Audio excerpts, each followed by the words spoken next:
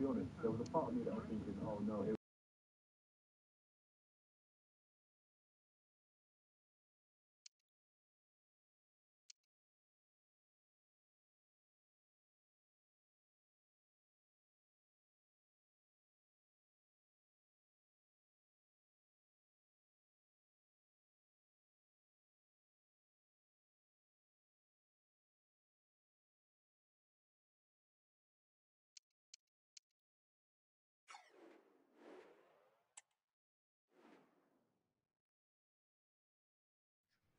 We simply have to focus on this man. He's fit enough to start. We have all the action. Hello, wherever you happen to be around the world. This is the scene here at the Stadium of Light. My name is Derek Ray, and sitting next to me here on the commentary gantry is the former Arsenal and West Ham United midfield man, Stuart Robson. I'm looking forward to bringing you action from the Premier League coming right up. It is Sunderland taking on Chelsea. Yes, thanks as always, Derek. We've got two good teams here, so I'm anticipating a really good game. The atmosphere is electric inside the stadium before kick-off, and hopefully we're not disappointed.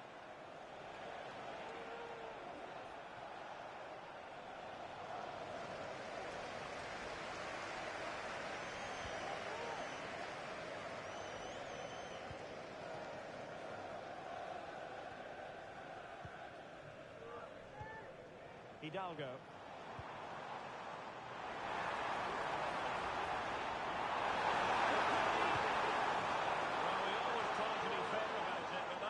Should have been 1-0 early on here. Well, what a chance. That would have been a great start for them. Well, he's featured on the back pages of quite a few newspapers in recent days. A matter of whether he was going to be able to play or not. And with that in mind, we all looked at the team sheet with a good deal of interest today, Stuart. He's only been out for a short while, so he shouldn't have lost too much fitness. In fact, the rest may have done him some good. I'm looking forward to seeing him play here.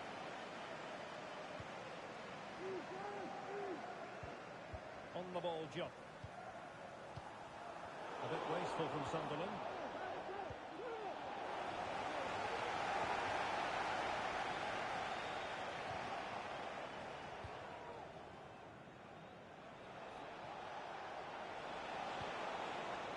Kouakou.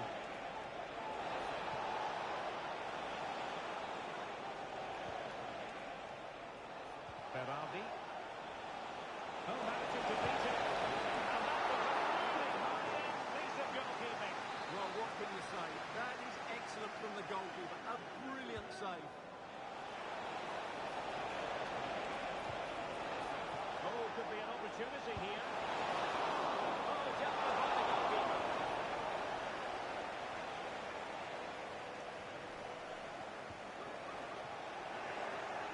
And winning it back.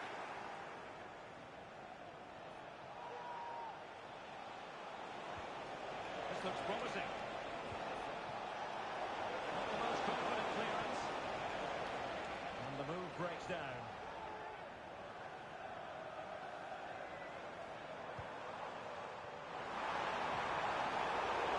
He read it well defensively.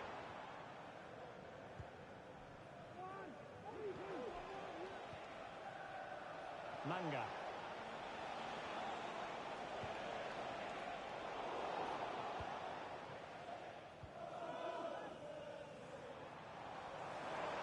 Can he find the right pass? Well, it came to nothing in the end.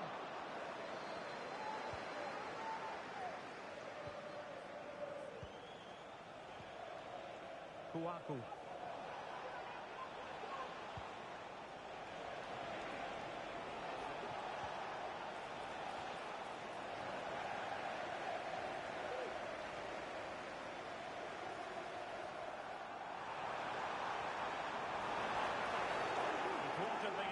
Illegally, perhaps a card is forthcoming. Well, the referee has taken note of his name and number. Well, I think he can count himself a bit unlucky there, but it was certainly a foul.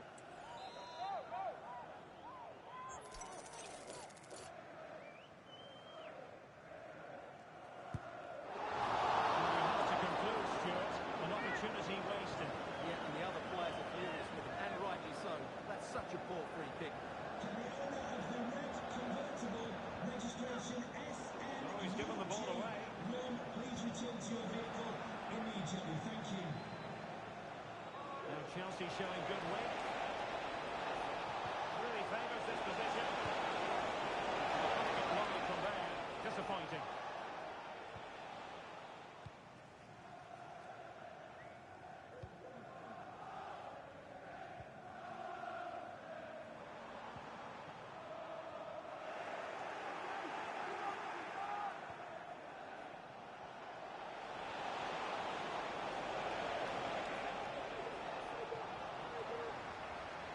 Chelsea with the ball again.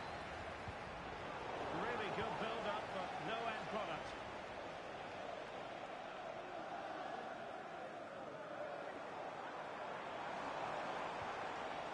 Good movement.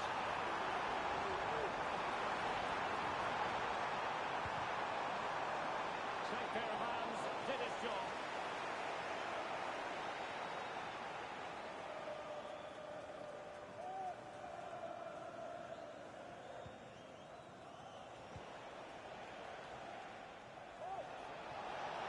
Chelsea could be onto something.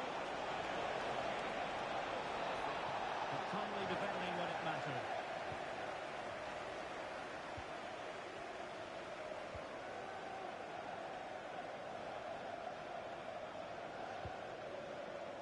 Walker. Just have to make sure they don't get caught on the counter-attack.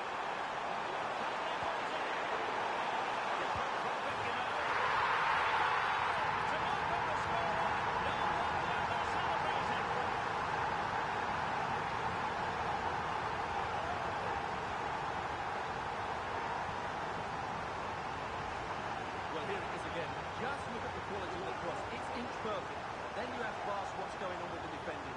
He's afforded far too much time, nowhere near enough pressure on him, and they're punished as a result.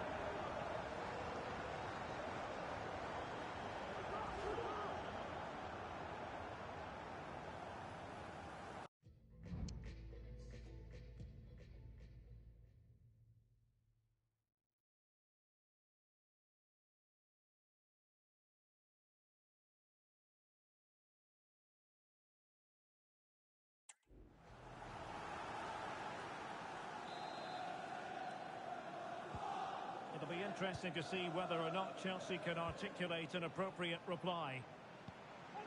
Baran. Kouakou. Dangerous looking attack. And they stopped them in their tracks. And teammates around him. Oh, that's a really good run. And there's the feed into the box.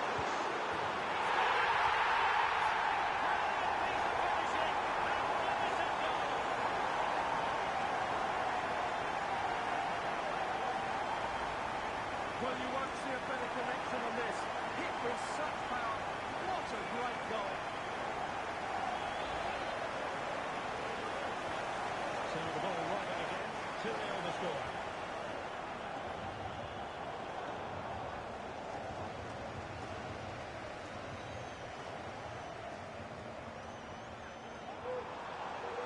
Oh, good run, this. Well, what can he do with it? Piece of defending play to break it up. Now, breaking at pace is always a possibility.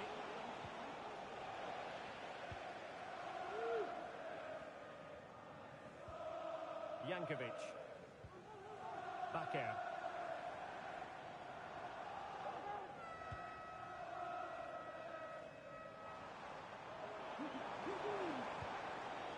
Hidalgo.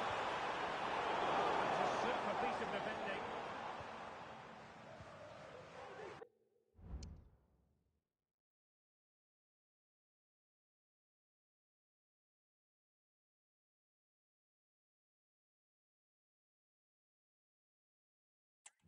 Berardi. Manga. Went in strongly, decisively. Well, there is going to be stoppage time, but only the 1 minute. Ponce.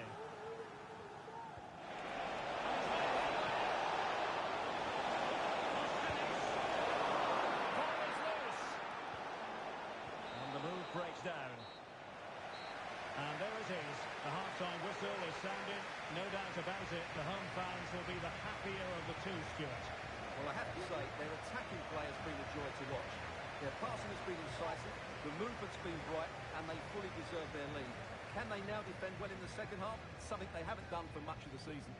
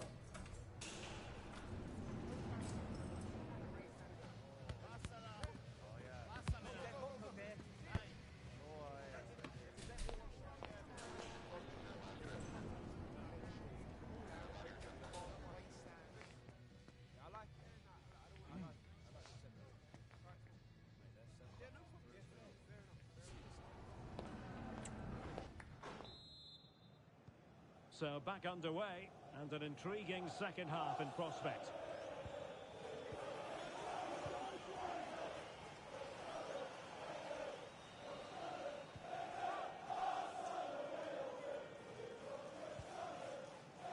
Ponce.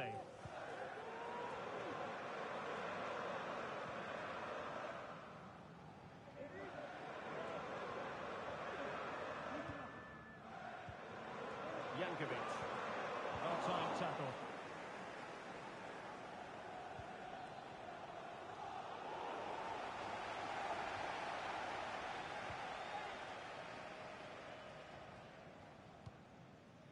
Hidalgo.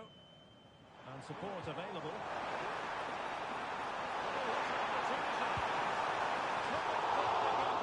Unfortunately for him. Well, I think that's a bad miss. He just never looked convincing as he went through there. Well, they have elected to go to the bench at this stage of the game. Baban. Don't forget, we have more live action from the Premier League coming up here on EA. One thing I do every day is go home, and so I'm used to the general look of on the way home. And this bus is on my way home, but this bus is not going towards my home at all. I'm seeing new restaurants. I'm seeing I'm looking out the window, and something is wrong. None of the familiar checkpoints, none of them. Also, people keep pulling, and he's not stopping.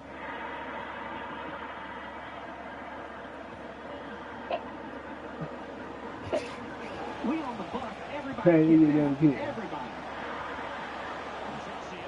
I'm looking out the window, I'm not seeing anything I'm used to seeing. I'm like, either gentrification is moving at lightning speed,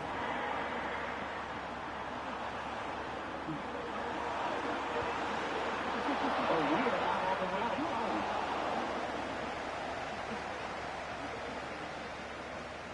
You finally, somebody said something. Somebody said something. Somebody was saying.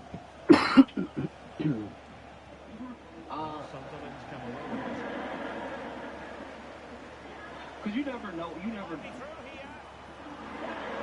want to be respectful, but you don't even know what to say. You don't even know what to say. Mr. Bus Driver? You know they right. Mr. Bus Driver, Credit to him for the challenge, and a throw-in conceded. I don't think we on the way home.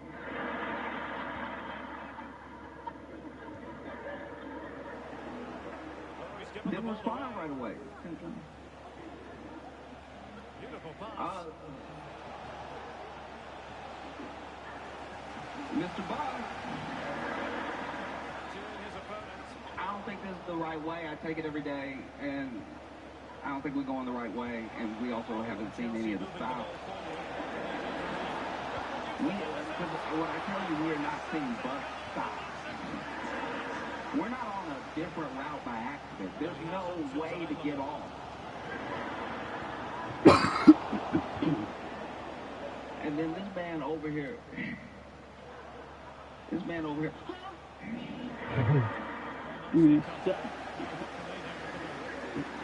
I'll tell you one thing that genuinely makes me very angry. It actually really bothers me. Is when somebody thinks that the only thing to do when they don't know what to do, the manly thing to do is just double down. That you could convince me against reality. Like there's something manly about pretending not to be wrong even when you're wrong. You know? And I'm sitting here. He calmed down. You could hear from the panic in his voice, he knew.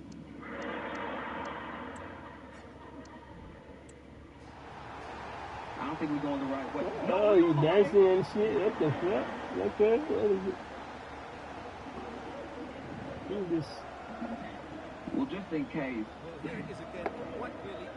maybe you'll let one of us back on the right way. with some Google Maps.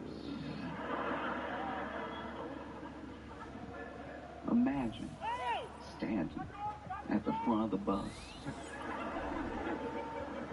So you're going to want to take a left here. Wow, that's great.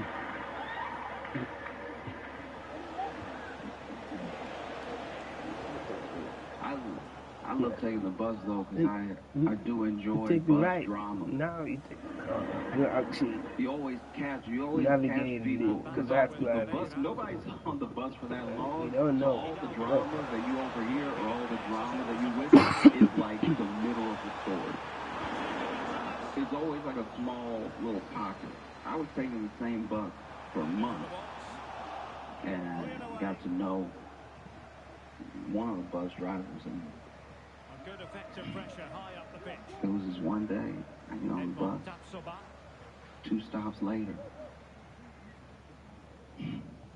this woman gets on the bus, arm in arm with this man, walks right up to the bus driver, puts the Metro card in, goes back and they had Metro cards.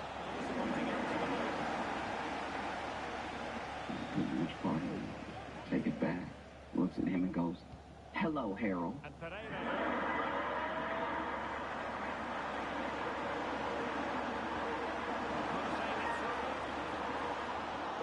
I couldn't pull my AirPods out fast enough.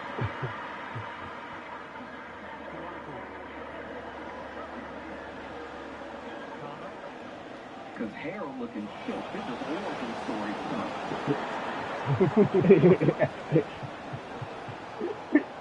Hello, Harold. How you doing? 10 minutes remaining here. I'm good. I want you to meet my new man.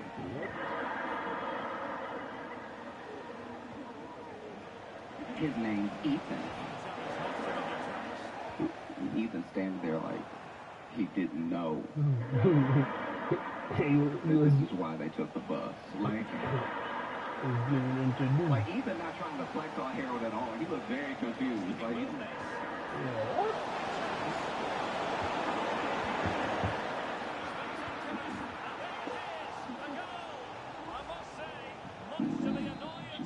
takes a little turn, start walking down towards the seats. It's like, Raptor says, "This is my new man, Ethan." She's like, "We're headed back to his place."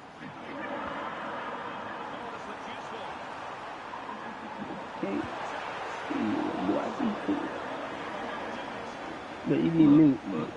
Look. Oh, that bullshit. He didn't know what was going on. I understand that, like, being dragged into somebody's shit. we haven't been great, you know, throughout history and stuff. But it is diabolical.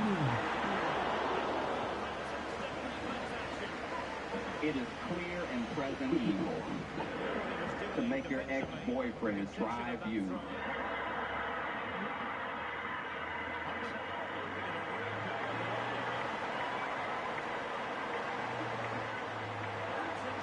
to your new boyfriend's house.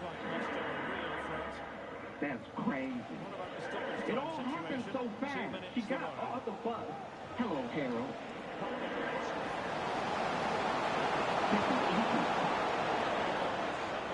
We're going back to his place. He's an engineer.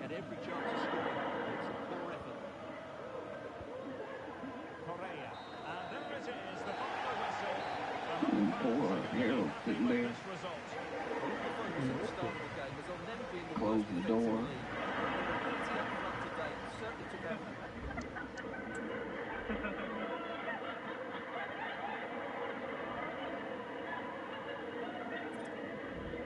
And you could tell he needed a second. He didn't hit the gas right away.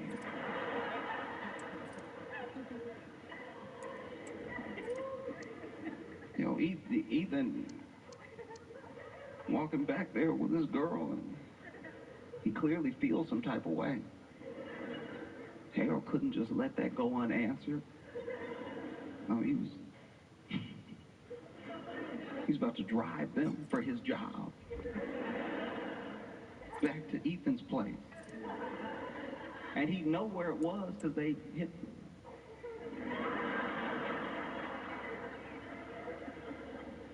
They pulled. Oh, that's no ego. Harold's sitting there Ah, and rubbed damn, his nigga. forehead real quick, and then he This nigga was in their feeling, bro. and then he turned. He was like, Them niggas out there. I don't know what kind of engineer he is taking God, the bro. bus. The nigga is in his feelings. Just driving. I don't think this is the right. No wonder. Ethan was standing there like, what did I do? He kidnapped bro. Like, hey, stop the bus. Stop the motherfucking bus. When I moved to New York, there was a lot that I didn't know. Like, I didn't know, okay? I had no idea that when you went to the bodega, that there would be a cat.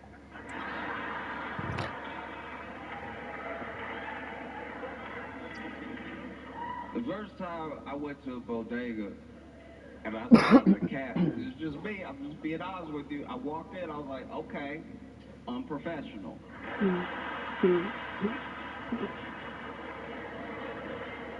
Unprofessional. We all got our pets. We all love our pets, but this is a place of Where they business. need to be.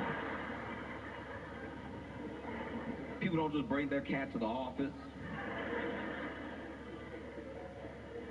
Had no idea that the bodega cat was there for a reason.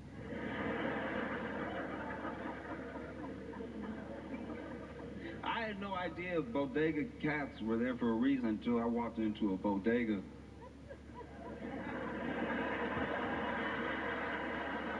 That didn't have a cat.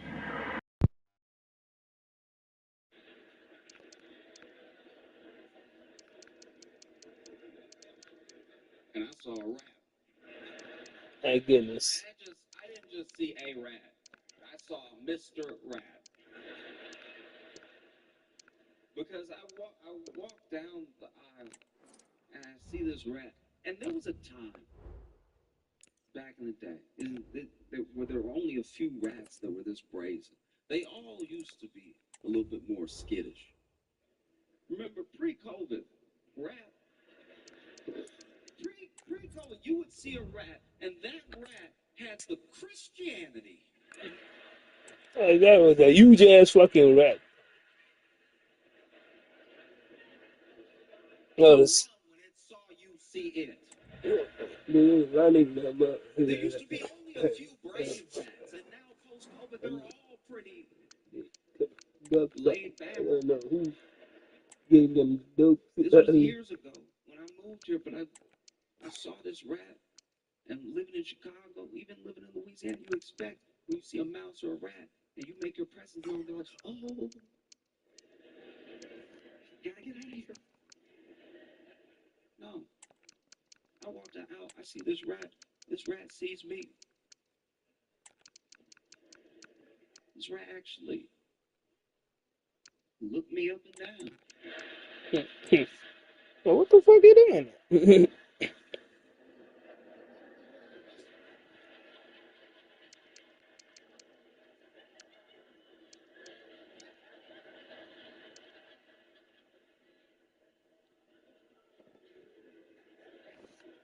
And that's why I was like, oh, the cat. I see. I get it now. No, because you would see these bodega cats. Not necessarily friendly. Not always down for a little pet or anything. And they'll be perched up too. They always find somewhere that's comfortable for them. It doesn't matter where it is. It'll be on the snacks. It'll be on the saltines you need, but that's where they're نعم. perched up somewhere. إيه توم.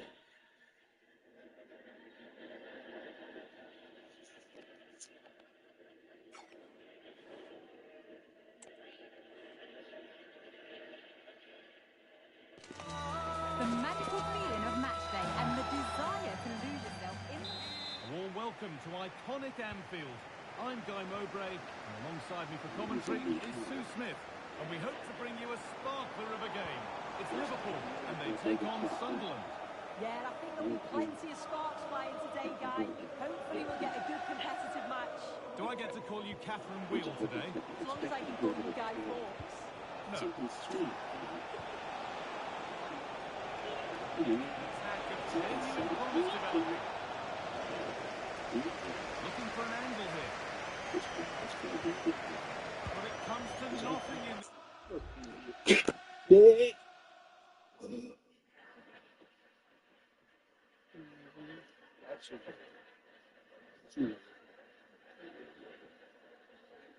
I was like, this is not uncle. This is... He's crazy.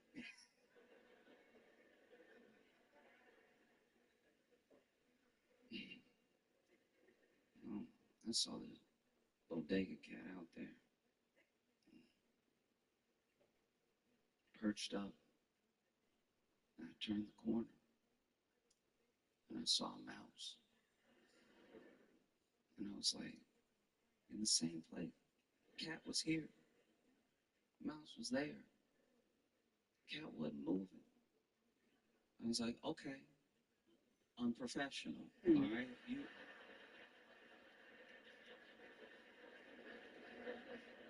You're supposed to be at work right now. This...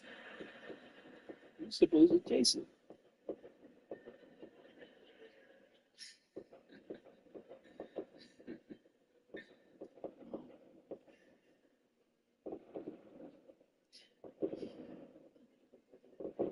Like, I get them. They're there to serve a purpose. Cat takes care of the rat. But then, different time, I was in bodega. Saw this cat perched up, getting real comfortable. Didn't see a rat in sight. I was like, okay, he's been busy doing his job. I'm getting my bagel. And then I hear this cat.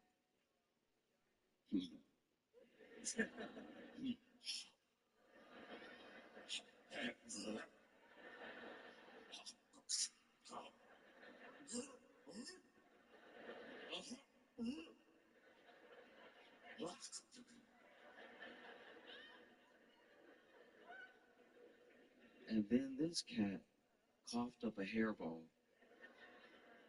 And I was standing there like, I think I prefer the rat. This is crazy. Was there a cat in him? Yeah. Yeah. I think I prefer the right. Sometimes one thing is a means to an end, but it's not the best thing either. It can still be pretty bad. Like when Trump grabbed Maduro, right? Mm.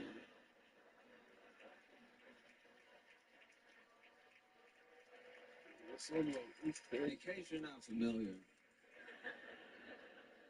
with Maduro, leader of Venezuela, who Trump went ahead and grabbed, kidnapped, and brought here. And look, Maduro's terrible. Like, Maduro is actually horrible. Like, two things can be true. This does what I think say. that as Americans, like, living in the U.S., we want a story to be clear. We want a clear protagonist, antagonist. We want one good guy, one bad guy. We forget that sometimes you could have two villains. Because Yeah, those things. just because Maduro was bad doesn't mean you can't look at the way Trump would have grabbed him and go, oh, not like that. doesn't mean you want Maduro back in, but it's also what is this? What have you done now? You know, Trump grabbed Maduro, and then he got that man. He got that man in that federal detention center. He got him in the same federal detention center. Like Diddy. Yeah. Yeah. Yeah. Yeah. That's this shit is. This is the same federal detention center that they kept Diddy. And look, Diddy wasn't there because he's been sentenced and everything, but can you imagine? Can you imagine what that day would have been like for Maduro if he was? Like, imagine, you were the president, and then you just went to bed. Very stylish pajamas, by the way. You went to bed. Then you wake up, you getting grabbed. They bring you to Brooklyn.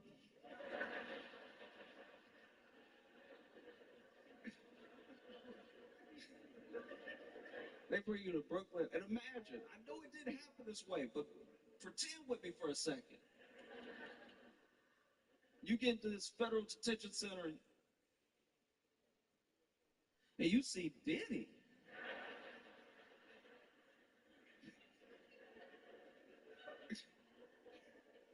Looking over like, oh no. You don't know him personally, but you've heard stories.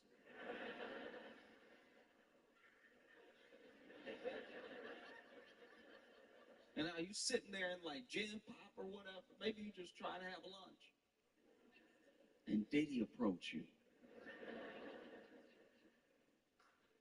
Diddy walks up to you, maybe stands over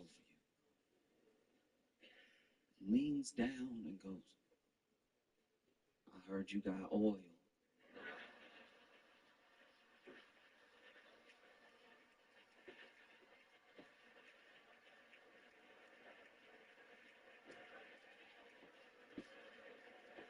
Mhm. I heard you got oil. Yeah.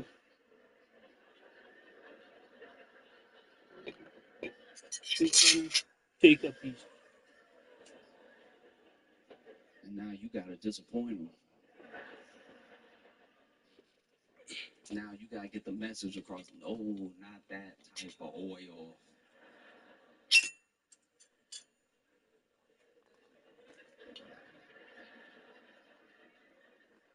And Diddy says some heinous Diddy type stuff. What did He you says say? something like, well, slippery, slippery. They didn't say that to Maduro. They found each other.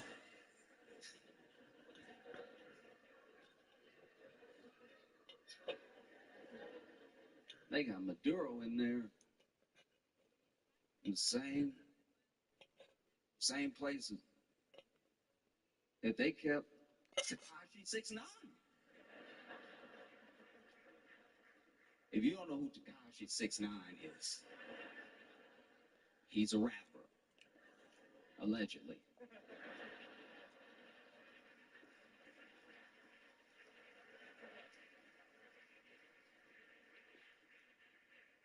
And he's known for his tattoos, more tattoos than body. Also known for his antics on the street, how he's always involved in some beef or some drama or something like that. He's also known for his colorful hair, these grills, and just his whole aesthetic. It's very unique. It's one of the reasons he got so popular. There really is nobody doing things the way that he did them. It's why he was such a phenomenon. You're Maduro, and you look over and you see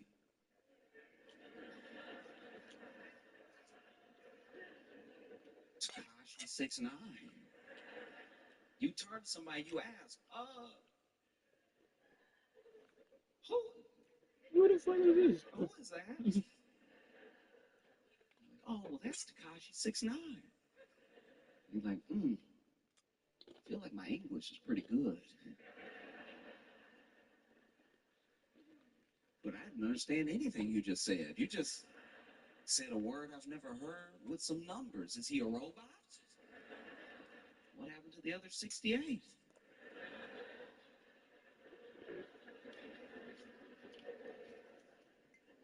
Oh, same place that they kept Ghislaine Maxwell, R. Kelly, El Chapo.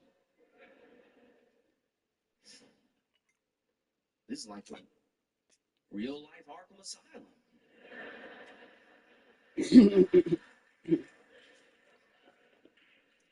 They got that man in there in the same place. They got Luigi Mangione. That's true.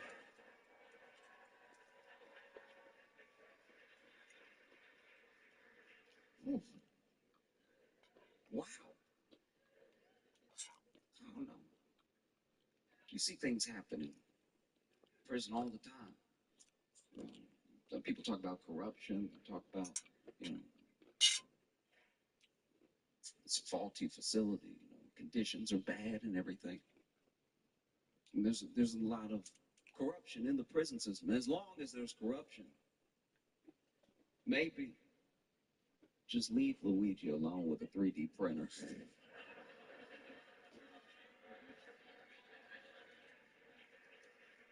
You know, let him go to work for a little while. Just see what happens. We'll just turn the cameras off, you know. They did it for Epstein. Like,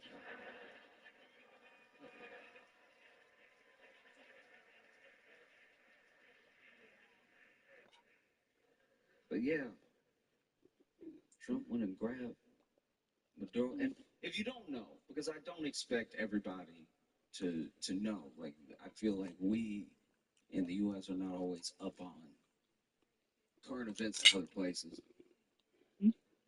Their system Not of only, government not and only their you, leaders and everything, but other places. Maduro, terrible. Like, I can't stress this enough. This dude was willing to let 80% of his nation fall into poverty. A country that was rich in natural resources, but he was willing through corruption to let inflation get out of control. He wanted to seize and consolidate all of his power. He did everything to quell protests. And he,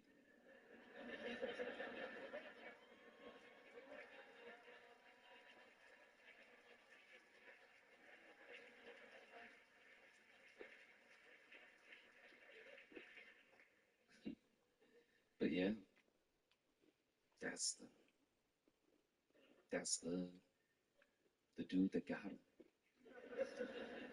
when he grabbed Maduro. And when you ask questions about what's next, because this is the other thing. This is why it's a sort of fool's errand to defend every one of Donald Trump's actions, because you'll see these people, whether they're pundits, whether they're senators, whether they're whatever, sycophants, whatever, they come out and they give some almost noble or some at least logical reason for this crazy thing that has happened. You know, they'll talk about what type of leader Maduro was, or how the people of Venezuela are living in this poverty. They'll give all these reasons why they went and grabbed him, but then Trump letting them go. will make a statement that undercuts everything that they said. They'll talk about bringing wealth back to the country, how this is the best possible thing for the United States and Venezuela, and that the president has the interests of the Venezuelan citizens and the U.S. citizens at heart completely. And then Trump will come out and be like, it was oil. Yeah, I really just want that oil. yeah, that's Trump. Even now Yeah, with Greenland. I just want that oil, man. I don't know what they talking about. What is happening? No one knows what's happening. They're sending troops over there to Greenland. Like, you have people in the EU being like, we're just gonna send some people over to Greenland just to make sure. Meanwhile, Trump's over here. I'll slap tariffs on anybody that disagrees with what I'm doing in Greenland, which is like, I don't know, like the world. Like, people in Greenland aren't happy. People in Greenland are protesting. You know how much you got to mess up to be protested in a country that you're not even in? Like, you. They don't speak with the other one. It's insane. And no one really knows what the plan is. And no one knows what his plan is. I actually think that he talked about it a little bit too much. He's a little too far gone to just do nothing. You know? He set himself on a path. And because he's the type of person that has a save face, that never wants to look weak, and for him, strength is doubling down. Strength is just repeating yourself over and over again. Even if it's Really wrong, should have made strength more of is that. just never. Well, I'm sure the visitors will just be focused on claiming 3 points, and if But results go in that's their another favour, level. they might just end the day on top of the table. Yet I think they've played well. I know there's still a long way to go, and I'm sure many more twists and turns, but so far so good. And if they carry on like this, they'll be right up there come the end of the season. It's fair because we're on the bus. Oh yeah, I'm talking. I should have given Like, we're on sauce. the bus. Hmm? Now we're looking out the window like, I don't recognize where any of this is You going. can hand button. This doesn't seem. Oh, this doesn't seem good at all. Mbappe. Greenland plays with Rapidly 60,000 out. people Some good work to win it there. We need Greenland for national security. There's good width to this attack now. Gee, Good vision. there we go, there we go. In front already. Jeremy, it's something that he said his first time. His first time he came here, he was like, we need Greenland. Well, take a look at this again, and the delivery is spot on. It's right into the danger area. And it's a good finish too, able to make good contact. I'm not sure the keeper could have done much about that, to be honest. And he was like, Will Liverpool get us moving again? Can they find a response now? Mbappe.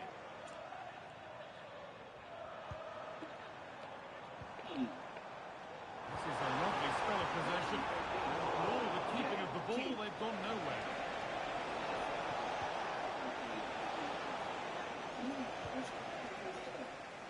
Let me share Hurricane. That shit hard. Hernandez.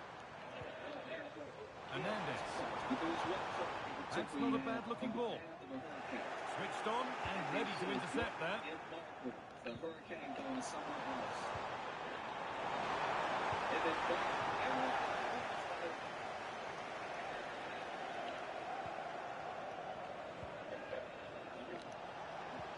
Liverpool recovering possession well. Control the hurricane. Could be something building for Liverpool here. It went this way. Pushing to take it on with the crowd wanting to see the shot. Just not like that. He made the right decision to shoot. It opens up, but he just rushes it and can't get it on target. He was over here saying, what's the first time? Turnaround in possession. Excellent positioning.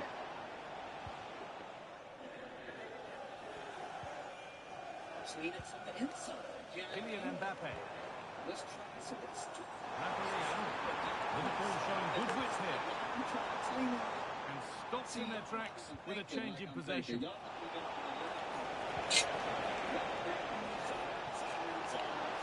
Finds himself with space now.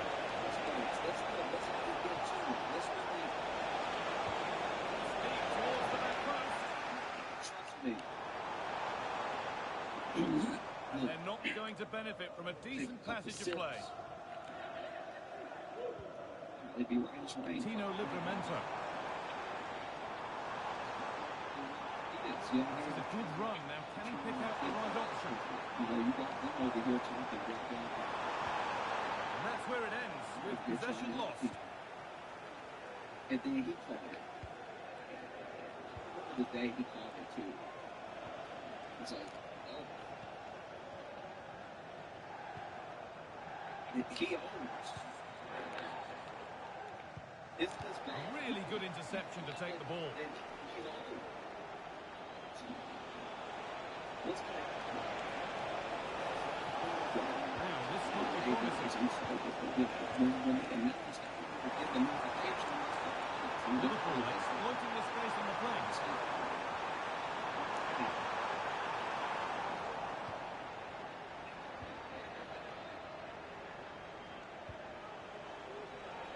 Got room to operate in here. They do nicely.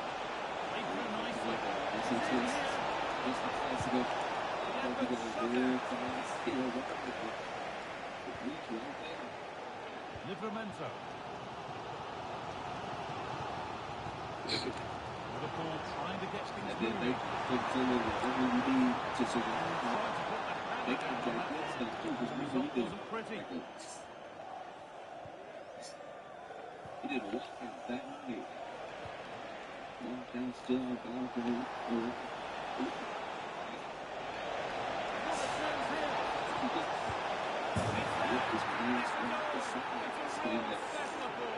Two in front now. First time.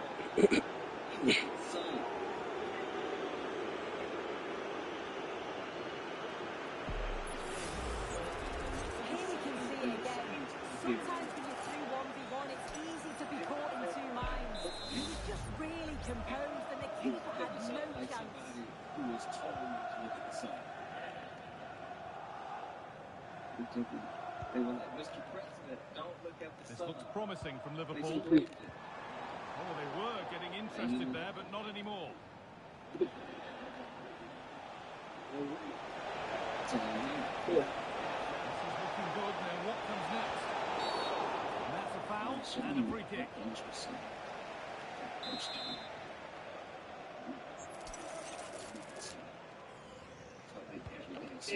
Made a bit of a mess of it.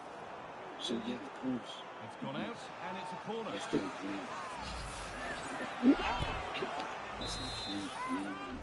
Wednesday, that doesn't stick out to you at all. I'm an adult now. I'm going for first generation of the It's put into the middle. Participation trophies. What? Like when we were kids, we were that first generation, like give everybody a trophy at the time. Both teams guilty of being careless in possession.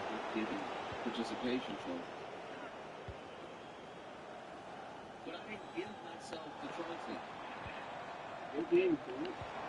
Rafa Leao. I didn't say I needed the trophy. Rafa Leao. You wouldn't believe. And the ref has played advantage here. And it's all oh, what a really good save that was.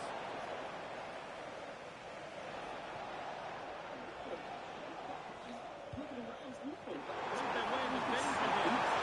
Genuine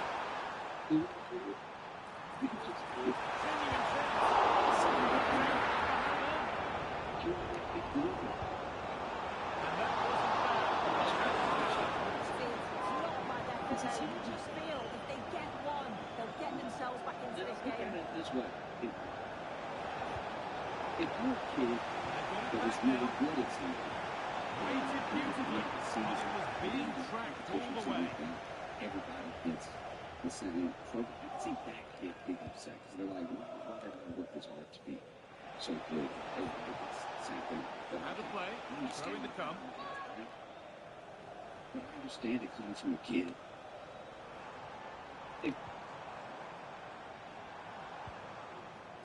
Like you don't even have like a kid that was competing. Lovely incisive ball. Just don't look at what they're doing. Goodness, they came back. They are coming back.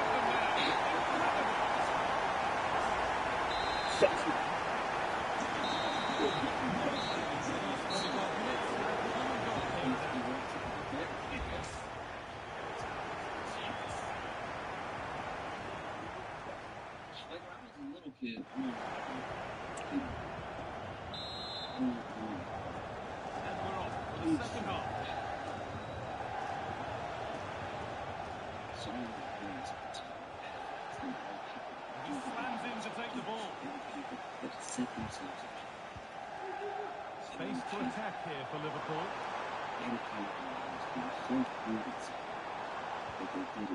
Possession given away. Counter-attack coming, away they go.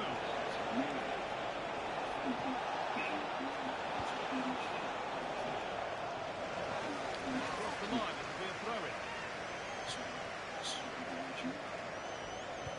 Sent into the middle. And he's got that one away.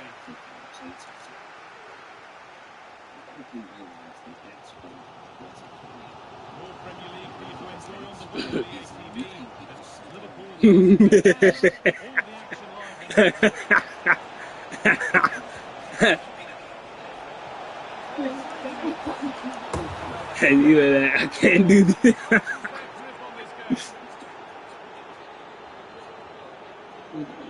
Yeah.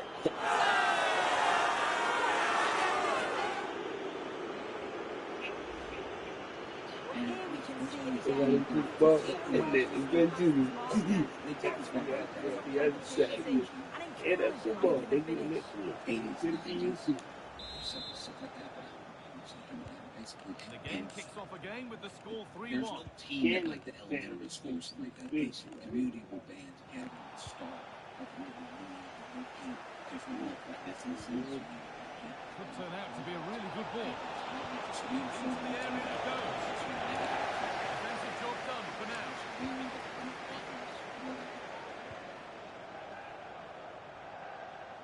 And then you end up playing other local kids and everything. And so it's just very important that Deliver a good ball in. there's a huge difference.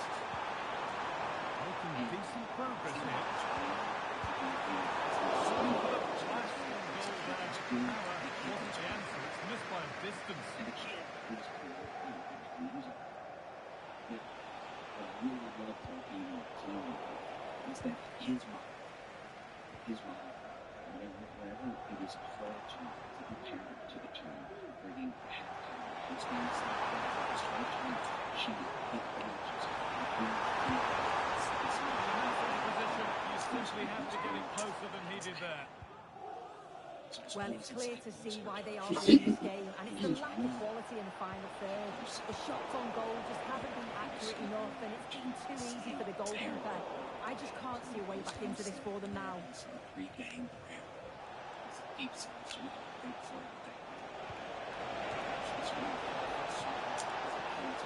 Nicely sets it up.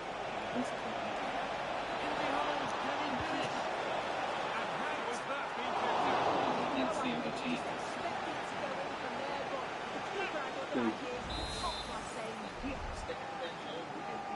And the defence tidies up nicely. Actively praying, let's say. The approach play looked encouraging. Good defending to snuff out any threat. A chance now for a quick transition. That's not. No. Mbappe. On for Raphael Leao. Great work. What's next?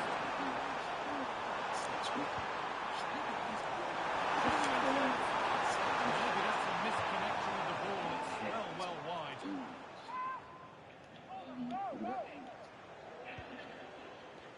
He barely better than me, and I'm not. Oh, yes. All the practice pays off. You better start safe. Good ball in behind.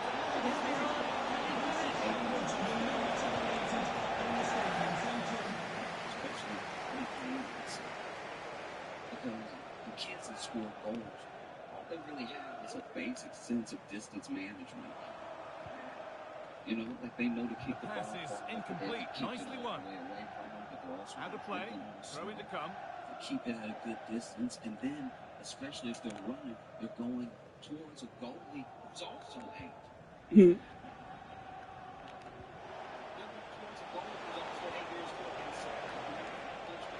Perfectly anticipated. Really well won. So they keep the ball to It's all getting a bit scrappy in the middle right now. So he's Promising looking attack, this. this kid is cool. It's great.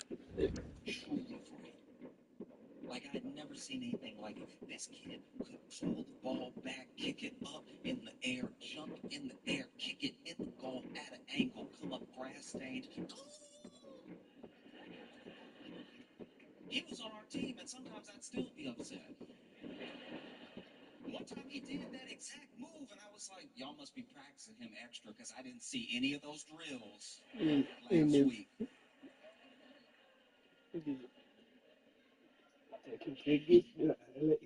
That's the good. Weekend we had a tournament. Now a tournament, okay. No matter how much He scores each and every time I go, and then go to the grass, be like, like sliding and all that shit. Was willing to pay to bus us around the tri-state area every weekend. So every tournament had to be done in a day. And so if you won, you had to keep playing games until the end of the tournament. So if you won, you just kept playing in the hot Louisiana sun. Winning was a punishment.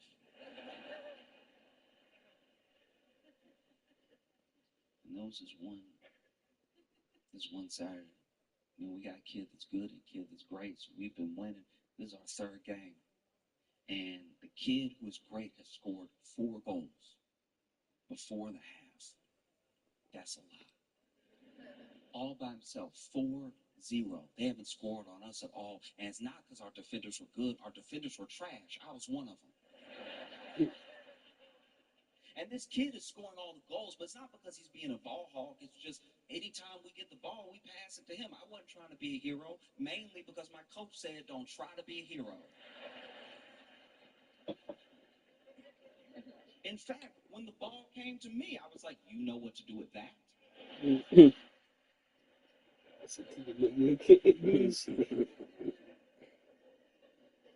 so this kid is zooming down the pitch for his 5th goal. And the defenders on the other team are devastated. The goalie is embarrassed. And as he's coming towards him, one of the defenders sees him coming and just steps out of the way.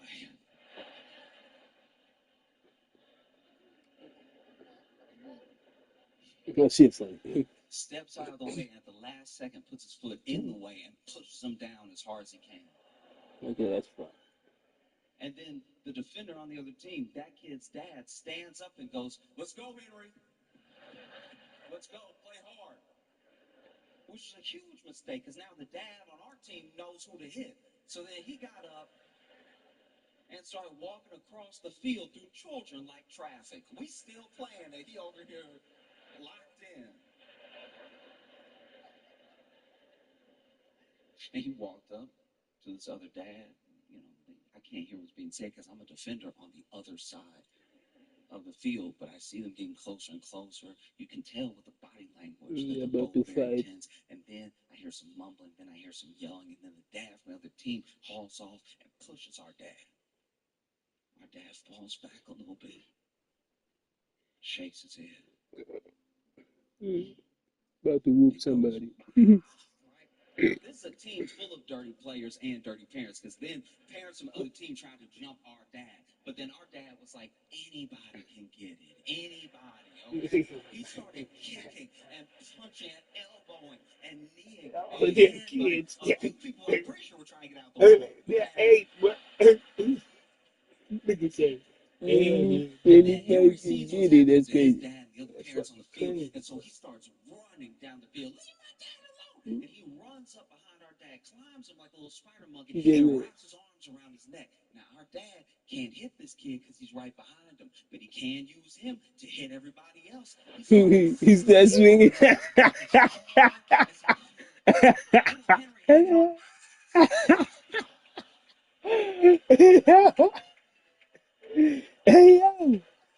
Grown men were catching cleats in the face. You see, that's different. And I was just standing there like, that's the most athletic man in the world. That's who I want to be when I grow up. He can use the kid to beat other people up. That's fucked up. And so I can understand that, you get to the end of a season, and then we all get a trophy. We got one kid on our team that's good, one kid on our team that's great, and then I was looking at my trophy like, all right. That's a good ball. It's really just crazy. I'm just happy to be there. They sense that this is an opportunity to get back into this. They really need to score here. That's how to deal with it. Nicely gathered. Participation trophy that wild to me. Bit of a squeeze on here. Like who would have thought Quick into the tackle. that the Nobel Peace Prize would Be handed over. basically become this sort of participation trophy.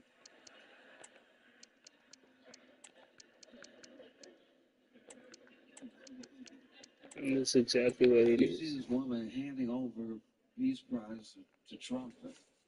Not that peace is a competition, but even if it was, he lost.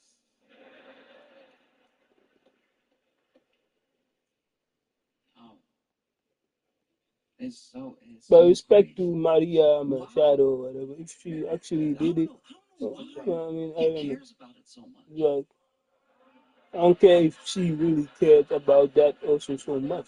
Obama did get it, didn't he?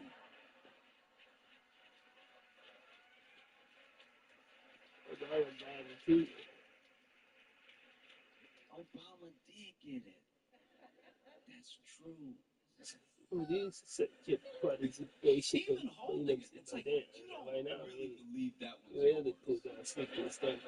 There's no That way. means There's nothing. no way. I know his brain is soup, but there's We no knew, way we already knew that it. he actually believes Mhm. it works like that. It doesn't And go multiple people who actually were letting your friend hold your diploma handed and he the thinks he's a trophy, lawyer but all of a sudden. they rejected it. So That's yeah, at the crazy. same time, I understand now that it really doesn't mean much.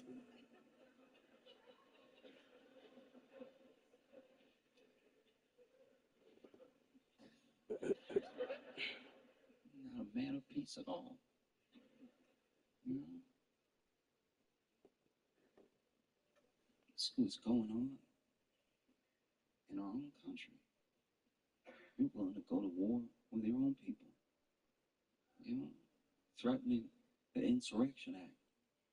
That's, man, sometimes irony's annoying. You literally led one. And then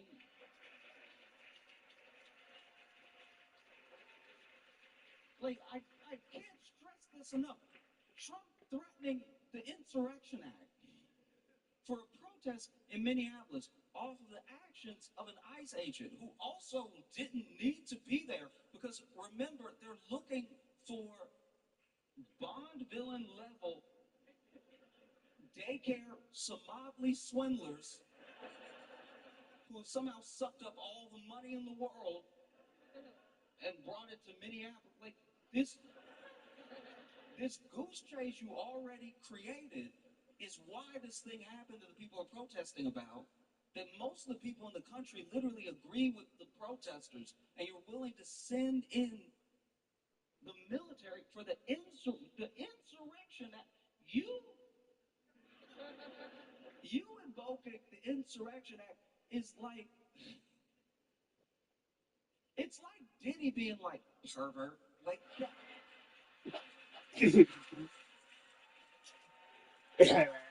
You should say it.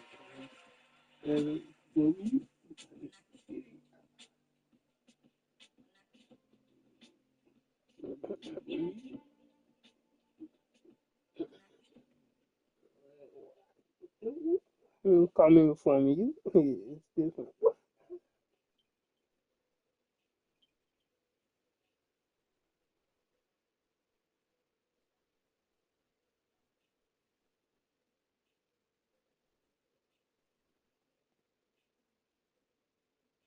zoo here.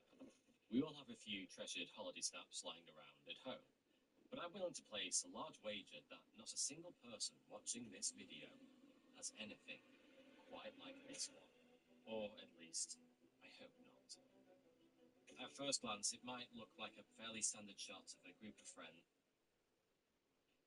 hanging out in the snow.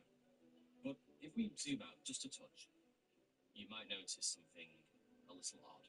And when I say odd, what I really mean is that you might spot the human spinal column lying in the snow, right next to them. That's a pretty good indicator that this isn't your average holiday photo. But in that case, what the hell is it? Evidence of a mountainous cannibal cult? A lad's trip abroad gone horribly wrong? The aftermath of a tragic accident?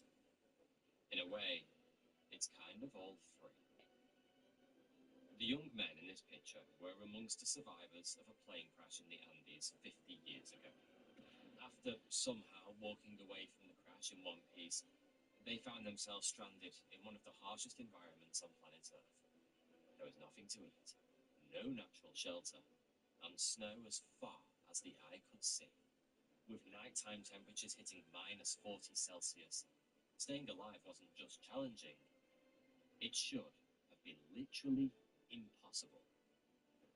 And yet, this photo was taken almost 2 full months after the accident. So, how on earth did these men survive? As you've probably already guessed, the bloody spinal column in the corner of the picture is a bit of a hint. But the tale I'm going to tell in this video is about much more than cannibalism. In fact, it may just be the single most incredible feat of human survival I've ever come across. This I thought they just sell on the avalanche or something like that. Uruguayan Air Force Flight 571 Each other. and of the remarkable people who lived to tell the tale. Loco.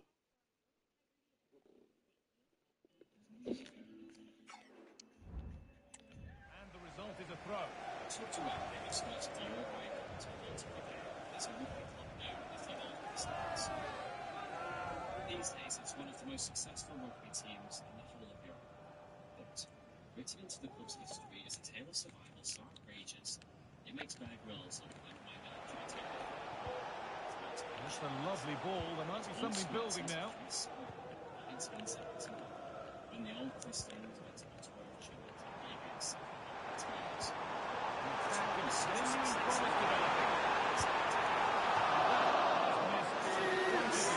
Expensive in those days, but the club's president realized he could save a few pesos by chartering a small aircraft via the Uruguayan Air Force.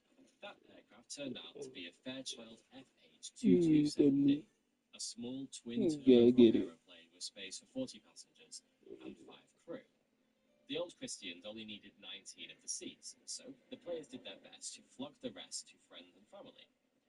By the morning of the flight, all 40 tickets had been sold for the equivalent of $40 apiece. At the time, it seemed like a bargain.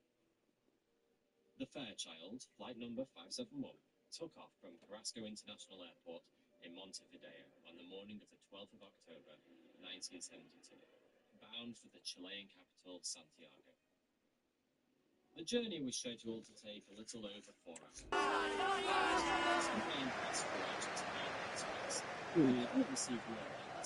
I forget I can do this.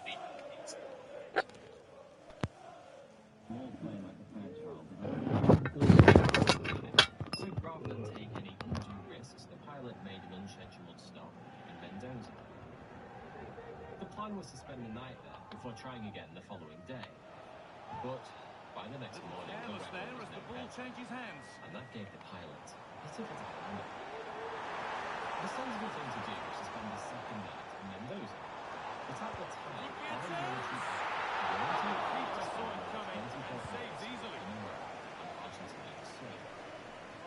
left only 2 options. Either fly back to Carrasco and risk having to give There's room to do something here. or push on with the score. Best. No prizes for guessing. It's in, and it was always going to go in, with nobody in the way. Well, we can see it here again. I'm not sure he'll all season. Defensively, not good enough to allow that to happen, but he won't care about that. Just 125 miles. Rolling again, and if there were any doubts, they're surely settled now. In about 45 minutes. But taking the direct route was inadvisable. This particular section of the Andes contains some of the tallest mountains in the world. How nicely headed in. Must be. And they scored again. It's become a question of just how many they'll get. So rather than head straight for Santiago, the pilot charted a course south towards a significantly lower Bolsha pass. Here we can see it again. This route was Sometimes when you're through 1v1, it's easy to be caught in two minds. He was just really composed, and the keeper had no chance. That was the theory. In the cockpit that day was the immensely experienced Colonel Julio Ferradas and his not quite so immensely experienced Another goal, co-pilot, another kick-off. Lieutenant The Colonel score now Dante 5-1. Laguarra. Ferradas had flown over the Andes Kylian dozens of Mbappe. times, so he used this assignment as an opportunity Rafa Leao. to train up his co-pilot, which is why, as the Fairchild banked west towards the pass, thankfully the worst of the way was clear. But a thick layer of cloud still blanketed the pass below. That wasn't a problem, but it did mean that the inexperienced Laguarra was That expected is a to great challenge. So he goes for the corner. And his man Comes. That's not properly away yet. It's a decent stop by the goalkeeper. Looking for a corner. Pressure still on. But even at its widest, the range is only a smidge. Really specific play. Under a fair bit of pressure. Just a hundred and 20 miles. To lift it. Dear, oh dear. The keeper's had an absolute shocker there. A goal so cheaply given away. Radioed Santiago Airport to tell them he'd just flown over the radio beacon in the centre of the pass. At 3:24 p.m., he again radioed Santiago. Moving forward under no This real time, he pressure. told them he'd reached Turned out to be a really good ball. As Centre looks on here. Options available. they headed into the clouds, the plane began to shift. Copy the nature of rodeo. Played through nicely. Down for the finish. There is the final whistle. Plenty of positives for them to take away. At least the 3 points soon. Well, that was an emphatic result, wasn't it? They looked so confident in attack. Every time they went forward, you thought they were going to score. I'm sure they'll be pleased with that. The co-pilot was expecting to see the lush green valleys of Chile stretching out far below. But what he actually saw was a mountain.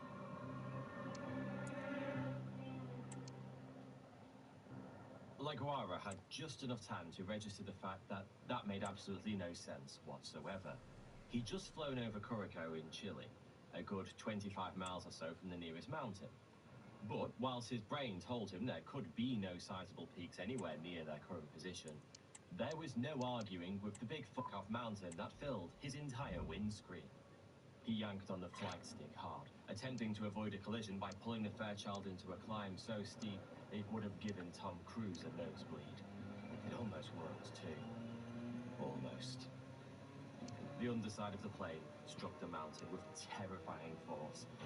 But thanks to Laguarra's last-minute emergency maneuver, instead of disintegrating into a million tiny pieces, the Fairchild bounced. Once, twice, maybe 3 times it skipped up the mountain like a stone across a pond.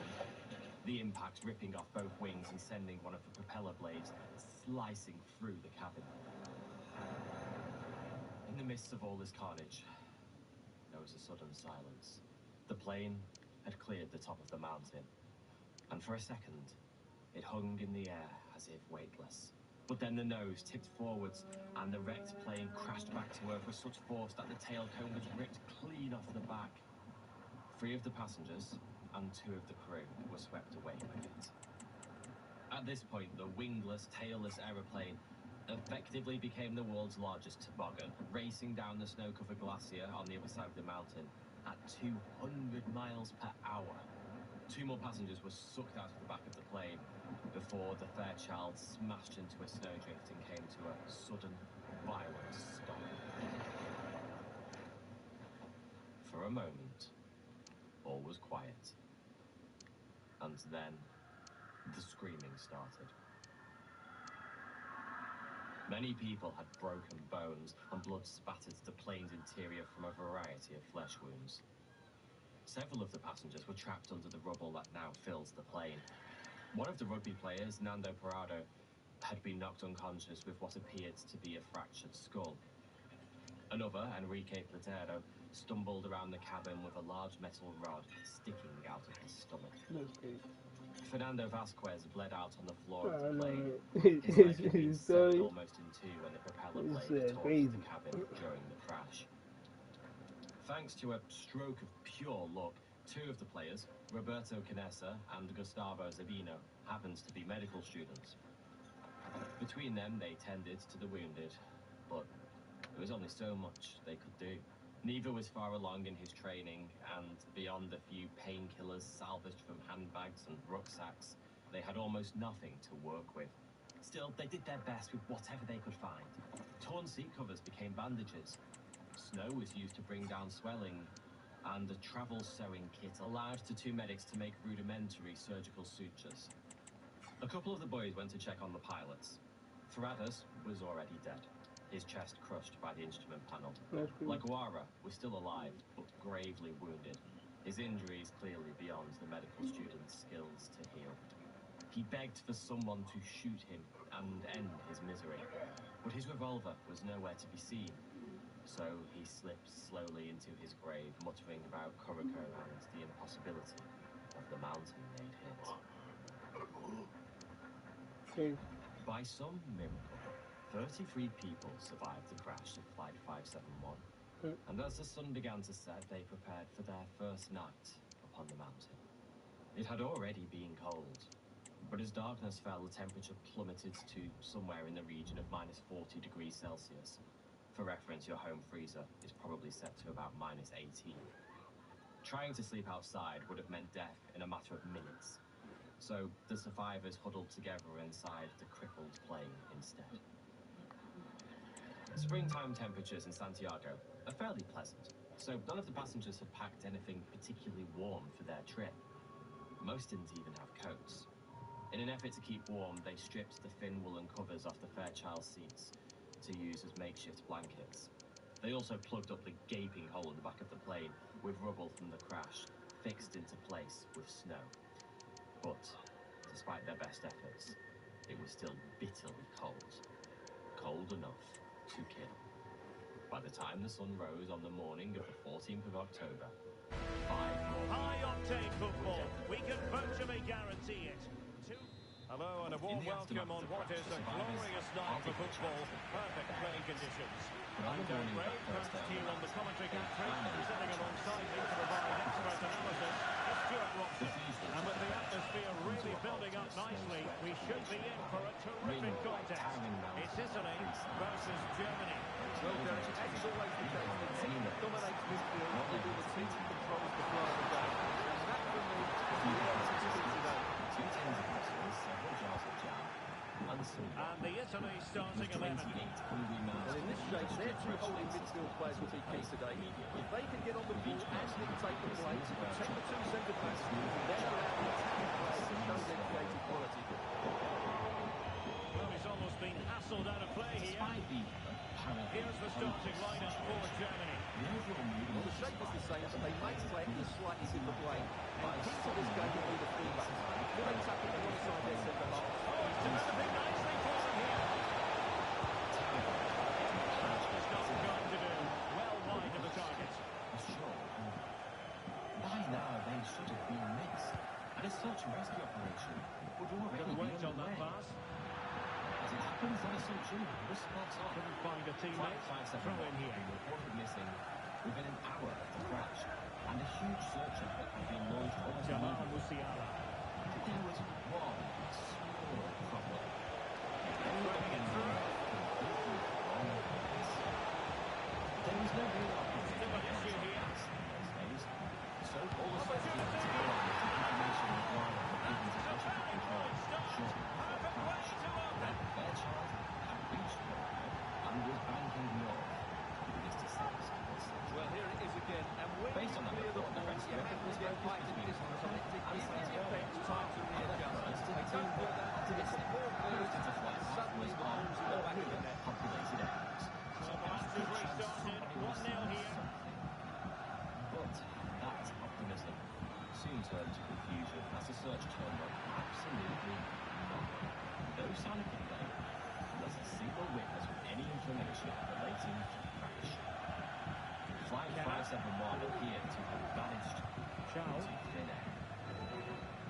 Someone on the team had the presence of mind to take a closer look at the final communications between Maguire and Dr.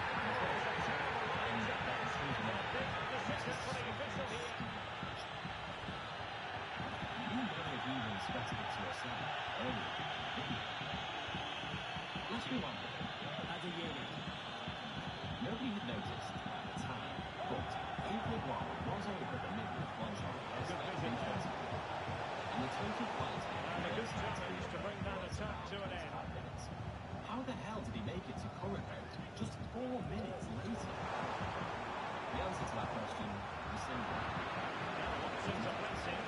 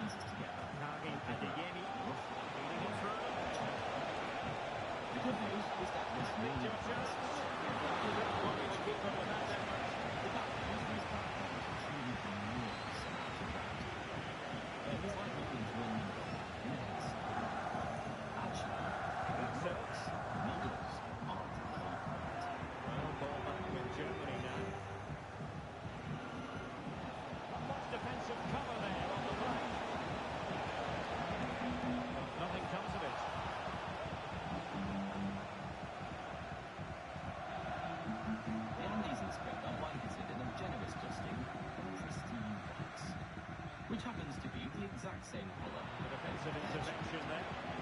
The survivors saw free and passed by the first You can stop them running at them.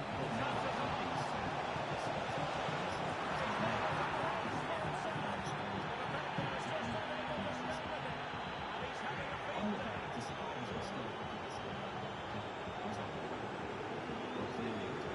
2 days later,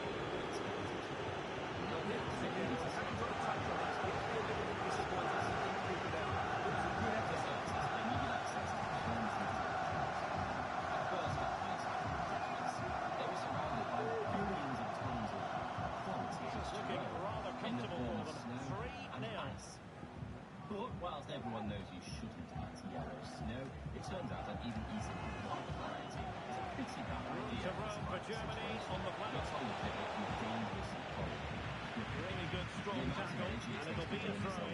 Again, can result in a net loss of hydration. That's an interesting pass.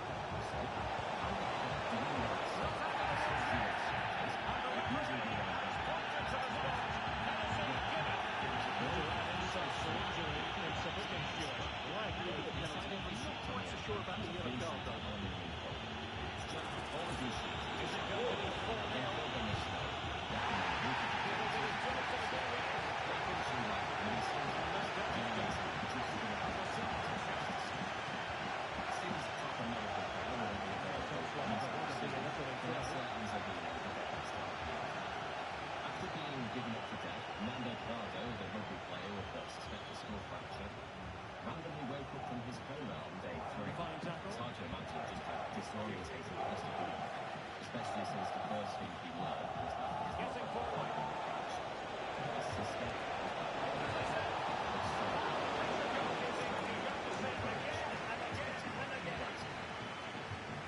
Those who suffer from Delivering it. Succeeds in clearing it. to heal, but they were kept as comfortable as possible inside the plane. The survivors even managed to fashion crude hammocks for the worst of the injured, so they wouldn't be jostled by others during the night. The guy with the It's an easy possession. Enrique Quintero, was Certainly not alone. well. Roberto could not take the yard to the next allowed to take his 6 injury that looked like a test of endurance. Kinessa simply shot up and Really tried to blast that one past the keeper, but his radar was a bit off. That left one major issue: food. As the days ticked by, it became the single biggest topic of conversation. With their rations dwindling, the survivors attempted to eat anything that looked even remotely edible, including belt leather. Well, that's how to keep the opposition at bay. Could be a chance to break here.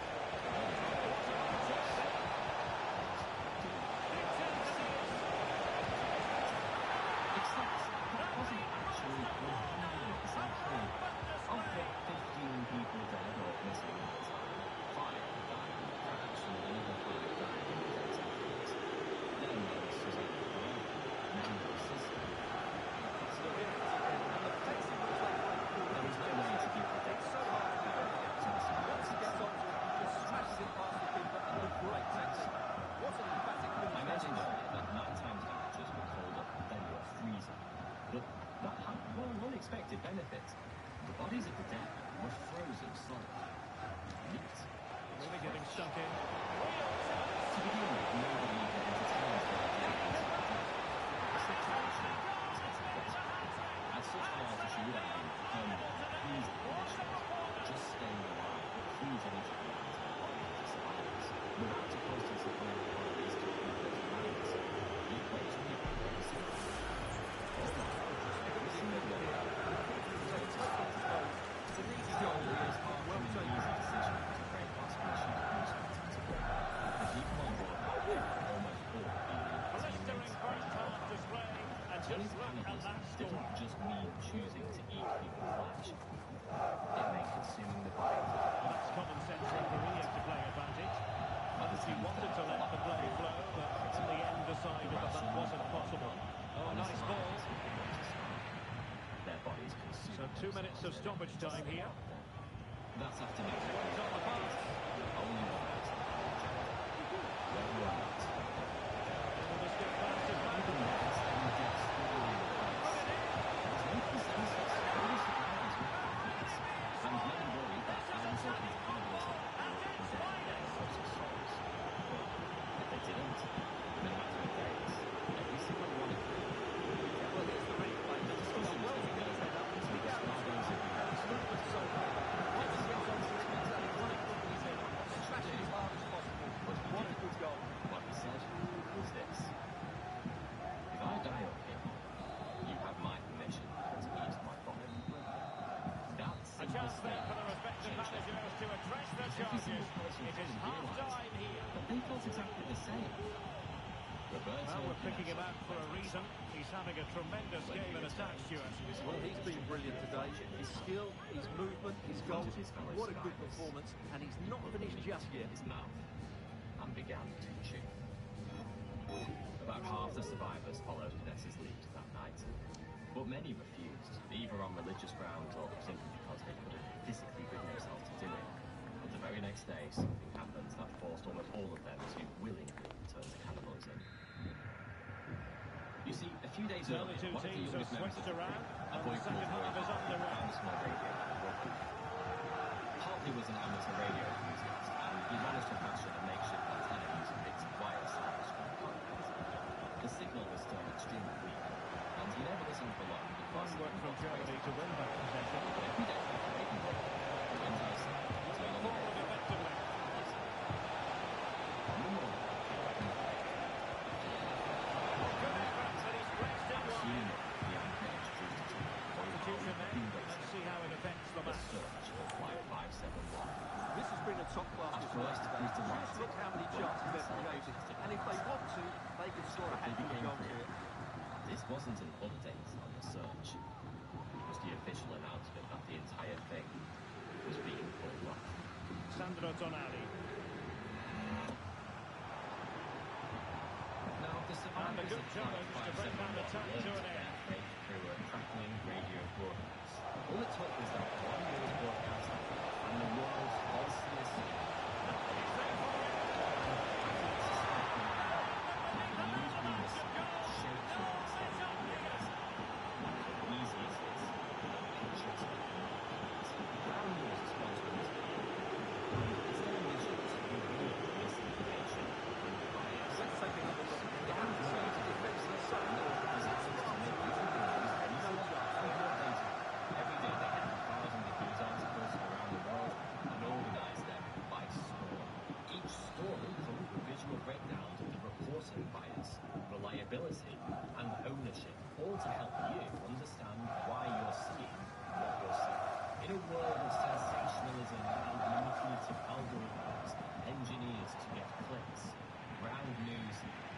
get away with it. Free kick given. Take this recent plane crash in Cape Park. 55 different outlets covered it. But look at how differently they frame the same event. The New York Post runs Nothing with comes of it. pilot killed in This might be the perfect counter-attacking opportunity. The press goes with plane crash was. It's the same story. But it's only the city was measured. So it's the news actually set all this side by side. The bias ratings, each source, how many outlets are covering the story. Well, here's the replay. Just look how see what they went to. Once they For a limited and this final goal is going to smash this master system. There's no stopping that. What a great goal. Well, heading to Conceded by Italy. What is No foul apparently. Again, it's Well, ground like dark slash Very timely. the mountains for the missing player, the team had found absolutely nothing. Continuing the search was both expensive and potentially They dangerous. just cannot seem to keep possession today. Ultimately, as let's equate, it was unlikely that anyone would survive That's that useful crash. play. And even if The it referee is quite rightly letting it go. Well, the advantage didn't come to very much. Hence the award of a free kick by the referee. That conclusion aged like a pint of milk in the Sahara Desert. It's hard to argue with the logic. Being lost amongst the Andean peaks would have been dangerous enough for seasoned mountaineers Wasteful from Italy. born and made to ski it. Let alone a bunch of 20-somethings with no credit, no clue, much mountaineering experience. So the fact that it was all done on logic wasn't particularly so much of a surprise. The news that anything had effectively been abandoned should have broken. It actually kind of did the opposite. When you take on the clearly those He does really well to use the right pass.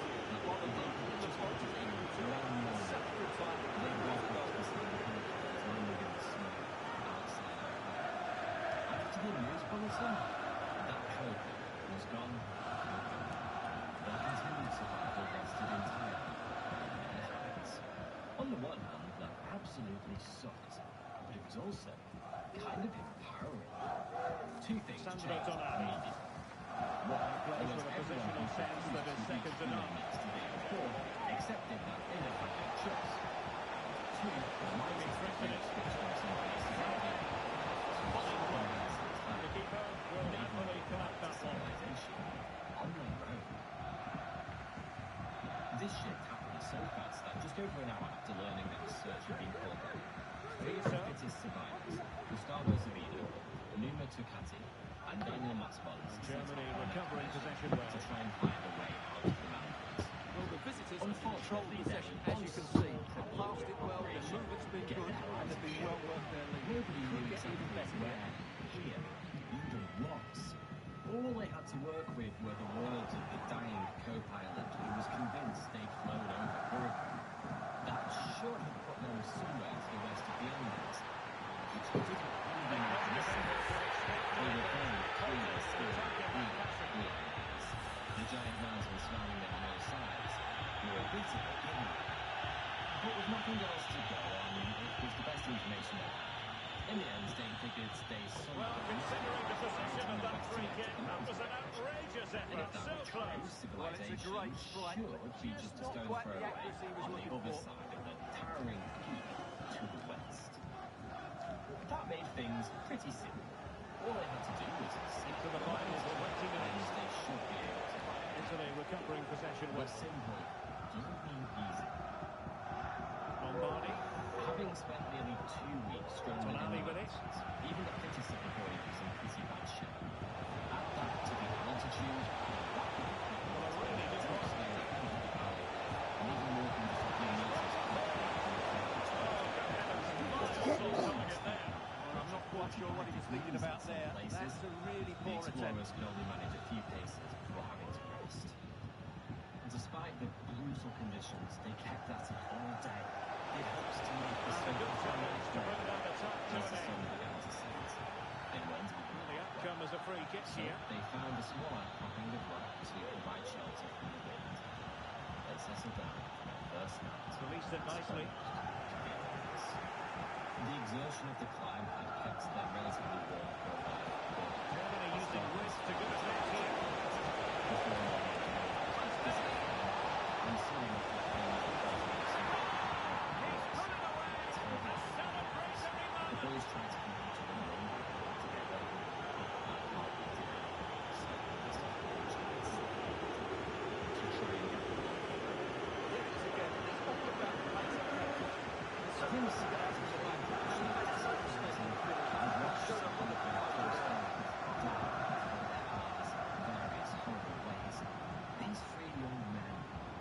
fully familiar with hardship.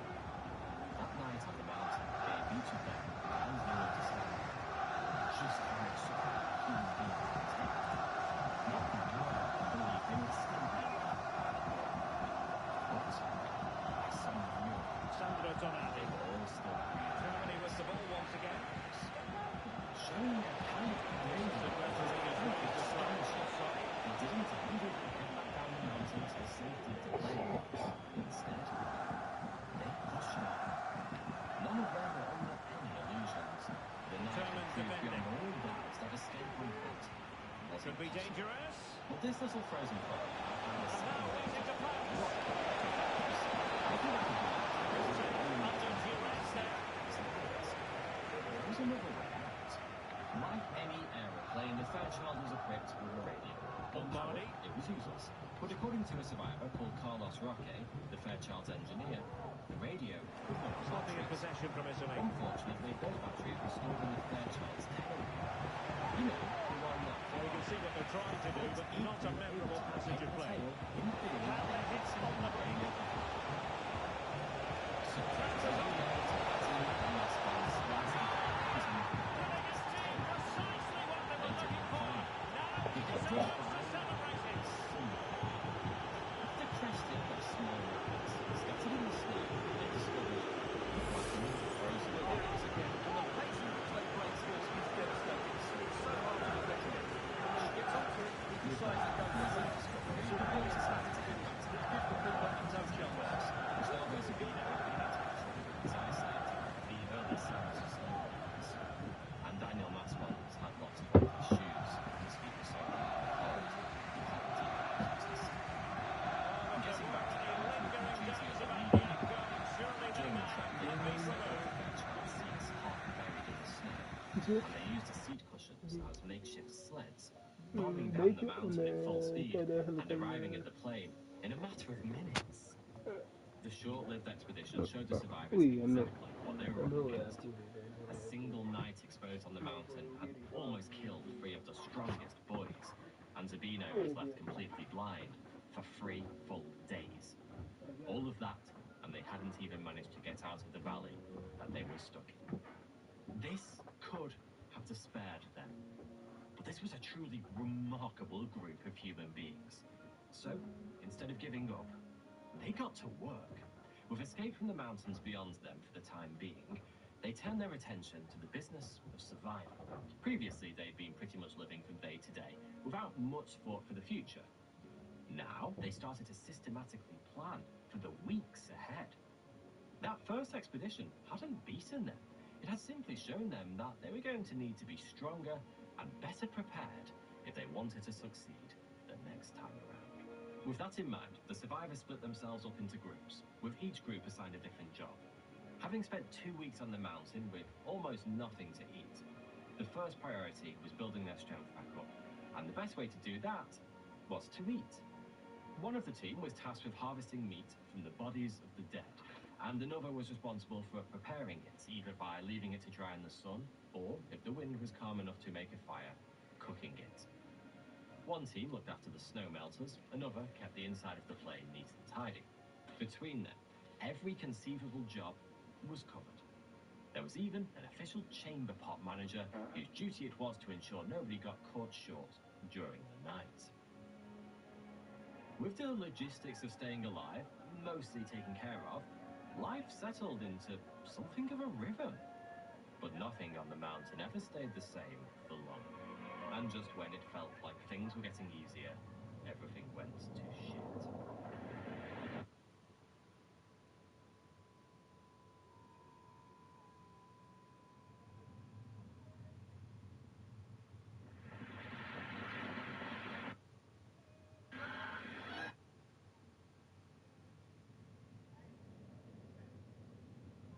Late on the 29th of October, their 17th night on the mountain, a huge avalanche swept through the valley. It hit the plane with such force it completely obliterated the makeshift wall at the back, filling the fuselage with snow almost up to the ceiling.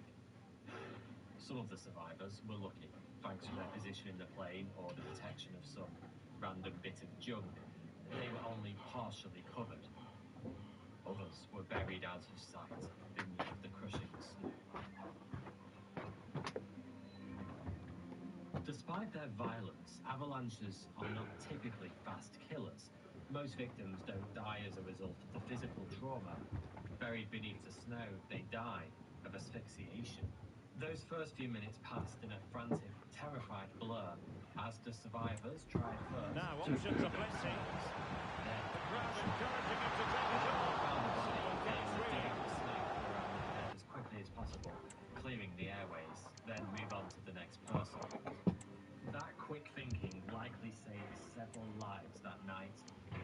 But as the minutes continued to tick by, the frenzied digging for survivors slowly morphed into a desolate search for the dead. There is only so long you can hold your breath. 8 people lost their lives that night, all of them suffocating under the weight of the snow before anyone was able to dig them out. So on the cusp of the final whistle, and the visitors very much in command, Stuart. Well, what can you say about Carlos this performance? Oh, wait a moment, Stuart, look at what's happening. And firing it towards goal on the volley, could have gone in. Well, that's a big chance. Yes, it's on the volley, but I think he could score there. Come on, take it. Once everyone was Yeah, found, right there. both the living and the dead, the remaining 19 survivors took stock of their situation. The avalanche was completely Perfect buried. tackle. Not only did that You mean saw they what the were now intent was, effectively but just underground, overcooked. it also meant they were in a completely closed system. Every breath they took diminished their oxygen supply. The survivors tried to dig their way out from the hole. Well, the action is going to continue for a while. Beginning to No way for the opposition to contain him. No wonder he's off celebrating.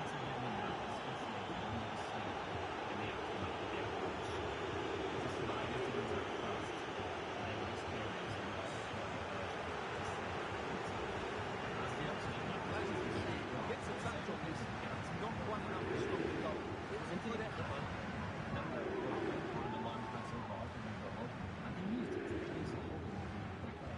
Working up through the snow until he broke the surface. They were still stuck in what was basically a giant hole alongside the bodies of 8 of their friends, but at least they weren't in immediate danger of suffocating. Rizzo. And Italy giving the ball After away. trying, and mostly failing, to get some sleep, the survivors began to since the avalanche was Fabulous goal. And just look at the celebrations. Well, let's take another look, and you have to say the defending is so poor. That's far too easy. They had no chance there.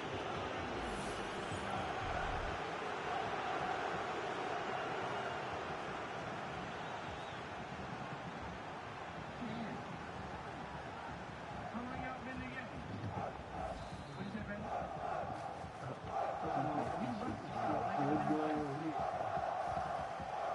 Lombardi. Tonali with it. And the final whistle, the big story here. Germany have prevailed. Stuart, your analysis. Well, Derek, what a good performance.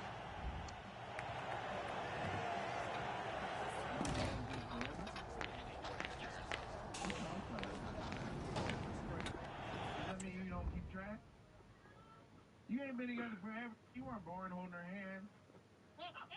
Oh my God. I'm sorry, that was hella racist. Now, it's tough for me to give an Asian baby a hiya as the first words. That's I'm sorry. That's how you met? That's crazy. So you've been together forever? You met doing martial arts? You bullshit. What's your martial art? You were doing taekwondo? You know what belt are you? 5th degree black belt? No, the belt. No, the belt. You tell me how dark you are. How? Okay, white people shut the up. Don't. That was a black people joke to laugh at. White people like, so you were doing taekwondo and she was just in the dojo? She came in college? That's what most of us came in college. It's about learning.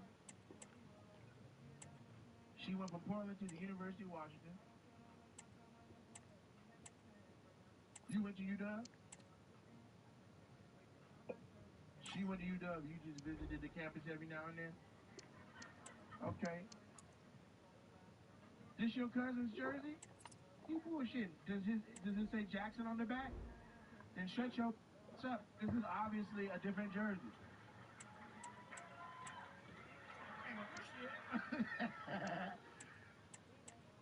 That could be doing all his tricks. Don't be talking about me. I'm like, wow, sit down. Out here, welcome to the coma. Taekwondo. I don't know Taekwondo, but I know Taekwondo. He from Lakewood. He a Crip. Crip and Taekwondo. That was extremely clever for the moment. I don't appreciate this whole section not laughing when everybody else had laughed. I don't know Taekwondo, but I know Taekwondo is crazy. It's crazy. This section was like... It's funny. You didn't get it. What'd you say, brother? Their favorite color? The number 5. Now, can we interact now? You see, it's not that. Thank you very much. That ice is stirred. Put it down. Now, you doing making shingles? So what's your name? Yeah, hold on. Hey, the black girl with the speaker in your throat. I can only ignore you so much. You and this talking like it's not a comedy show. Is this your first one? You ain't never been to no comedy show before? The movie's up. Don't go in there! Oh, Lord, Harry Potter! The Deathly Hallows! The chamber of everybody knows the secret, because I'm in here. That's crazy. Rudy? Right. Like the baby from the Cosby Show. Just, what do you say? Oh, okay. Like hushy? Like shut the uppy? Like, why are you so loudy in this? I'm trying to talk to the Asian lady and Blackie. If you would allow it. Oh, my God. I'm sorry. Yes, you are, sir. And so, you really met just on campus at UW? You met a black I know you couldn't believe it. You were like, shut the fuck up. That's messed up, man. But you know What what? you say? Sometimes you can say that to people. Just shut the fuck up. Shut up. Your master's black? What? I'm with that sentence. Could you imagine? No, we're not talking about karate no more. We're talking about slavery.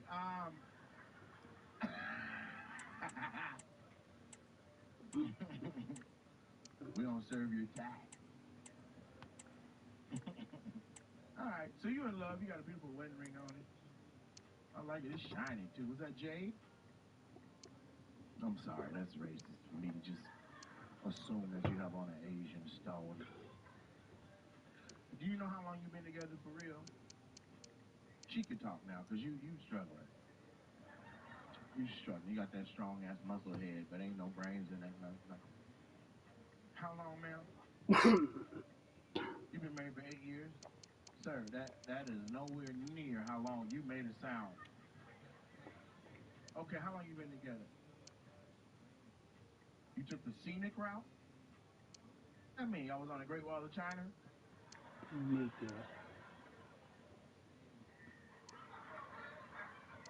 I'm sorry.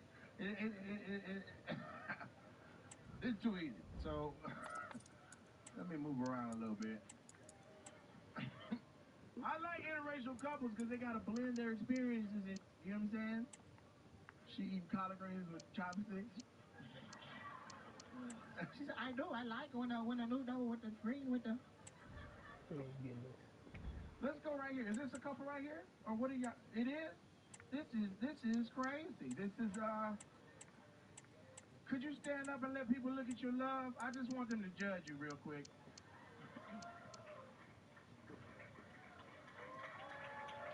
That's a beautiful road.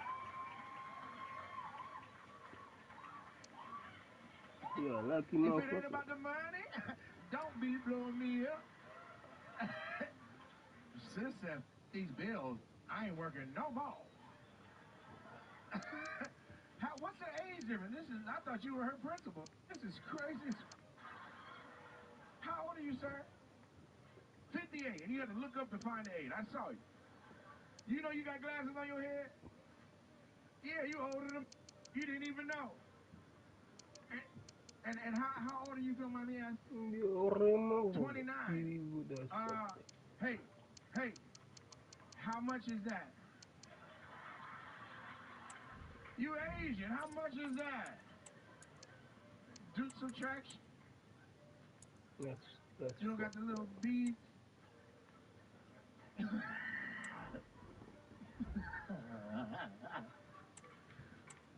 How long y'all been together, man? This is crazy. You've been married 7 years?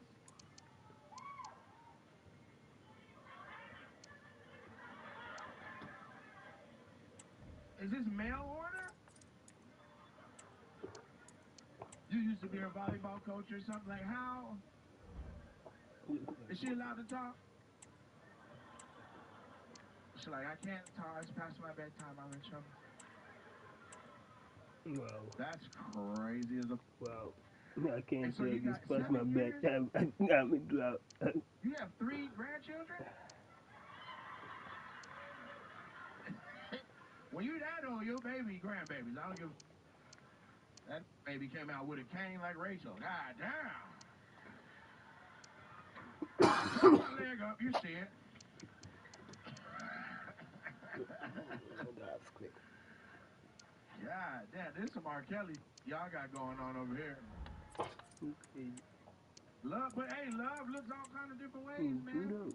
It looks all kind of different ways. I know she every day she like, this is still alive. That's right. When he gonna die?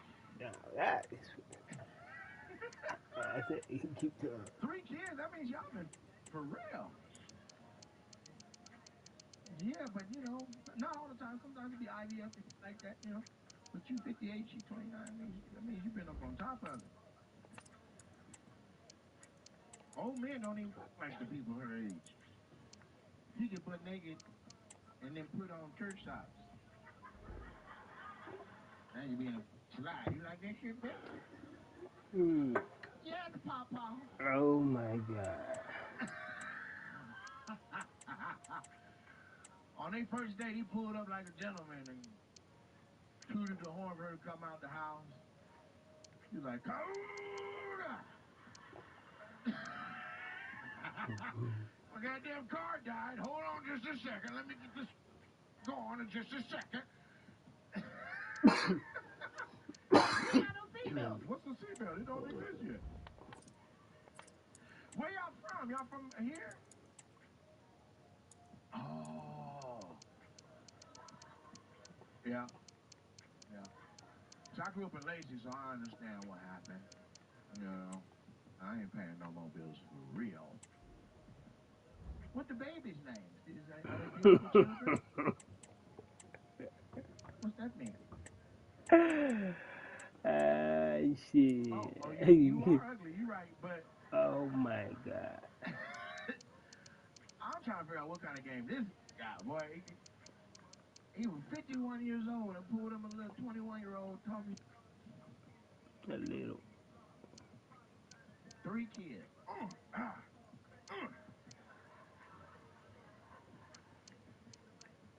Anyway, it was nice to meet you. What's your name, man? Scott. And what's your name? Tate. Does she speak English? Why she ain't saying it back? Bianca? Danica? Like the driver? Nice. Okay, well, it's nice to meet you. Yeah, man, I'm worried, though. I ain't gonna hold you. I'm actually concerned, but I'm gonna move on. Let's talk to this table right here. Is this a double date? That's your sister? He's like, no, there's some here. Don't do me like that. Don't do me like that, player. And so what's your name, man? Marcus, nice to meet you. And then what's your sister's name here? Nora. And then who are the white people? Oh, well, she's not white. Who's the white man with you? Ryan. And then Maria. What did you say? Dari. Ooh, that's a unique name. Just keep on swimming. How do y'all know each other? This is like the United Nations. A high-tension occasion. Two teams ready to go at it. Rachel. And a warm welcome on Sunday is an ideal night for football, you've got to say. I'm Derek Ray in the commentary position, and I'm joined for analysis by Stuart Robson. And we're fully convinced this game will live up to its billing. It's Hungary versus Germany. Well, this should be interesting today. I like the makeup of both teams. They really do have a good balance of attacking and defensive qualities. But the team that has the greater desire will probably come out on top. You will survive no break-in. There is a house in They might be in just for a second or So two. I'm under a bed. They can't Here's hear the me. starting lineup for Germany.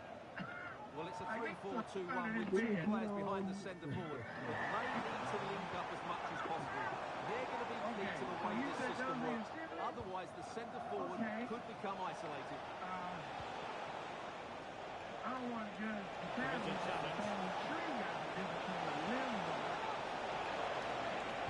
And the cross into the middle. It's given him something to contemplate. Get wide from there. A pity, really. She's not doing that. You're black and English. And what are you? You don't know what the other pieces are? She's like black, native, Varga. and Zimon. Germany doing well to regain possession.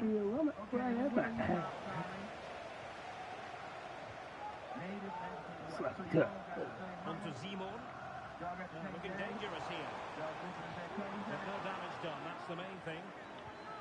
You say you're Plenty of support here. Okay, that explains that. Always difficult to predict in advance who might decide a game, but you could make a strong case for this man, I think, Stuart. What are you expecting to see from him? He knows where to be in the box.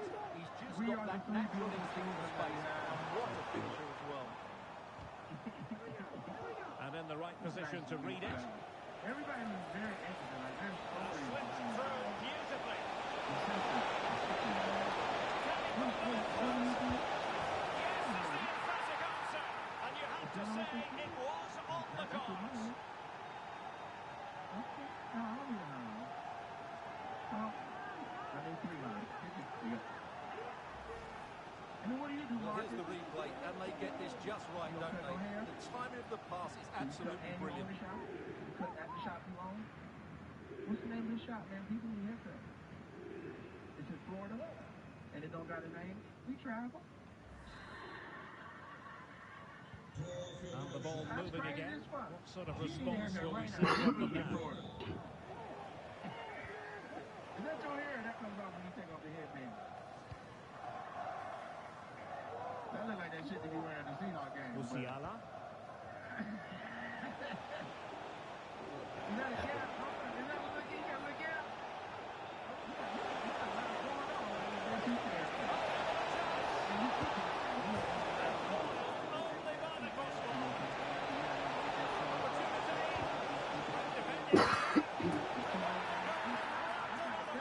Some goals in quick succession. Now they have the lead. No wonder they're celebrating. You don't got no whistle no more when you talk. She can get you right. Dari, what do? You the one with the Well, as the money. replay shows, this is all about his ability to find space in the box, which then makes the finish look so much easier. That's good play from him. Why you say basic? It's medical professionals in here. We might be able to relate. Yeah, nope. I never heard of that. So the ball rolling again. 2-0 the score. Just wash you.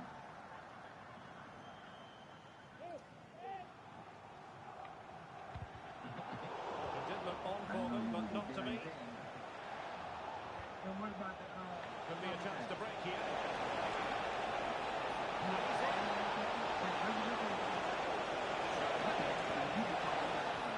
the keeper has outdone himself. Wonderful save. Well,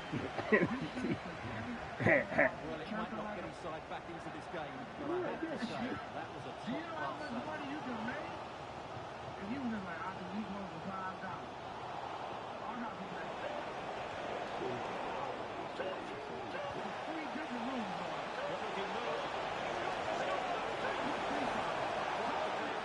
Well, catching it sweetly, but not quite the accuracy he was looking for. Well, it's always a difficult technique on the volley, but I think that's a massive chance he should score from. You're doing good. Well, perhaps he thought he might escape punishment. Not the case. It's a booking. That's wild. Did you know this might happen? Simon. I would see that. Varga. You figured out why they cancel when you get one? Mihali Kata. Well, that's how to keep the opposition at bay. Well, it could be on from here. Opportunity still there. Under no real pressure. A good contact. And to the deflection. That will be a corner. A combination. 15, 38, 15, count.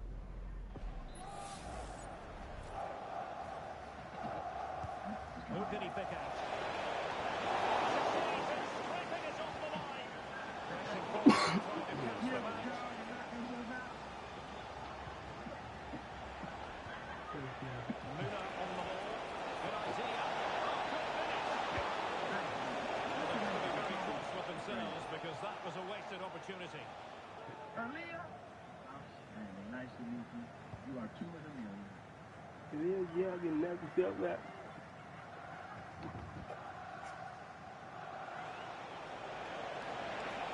Continues his run.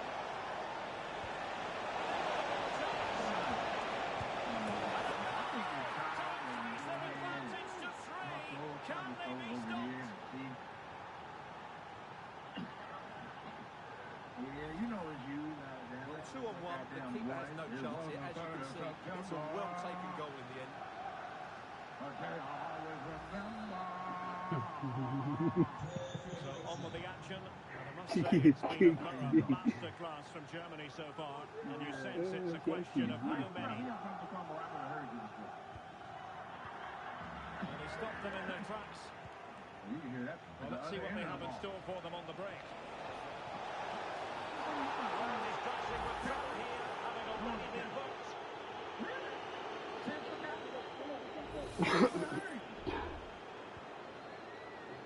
Where is that guy? Oh, okay. The keeper was never wanting to be in trouble there.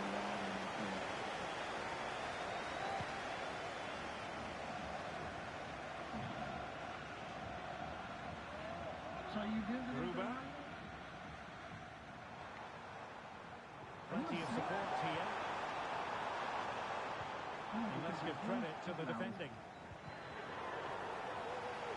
You can't hear that? And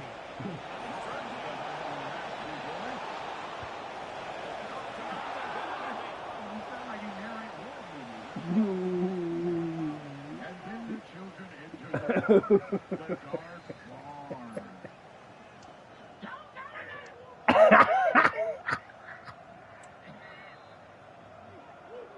Your family from Louisiana? let's see about the delivery. Dealing with the danger. My family from Louisiana, and you know, Yeah. he's right behind. Like, hey, I know I'm a pretty boy. We don't sound like that. Really important piece of line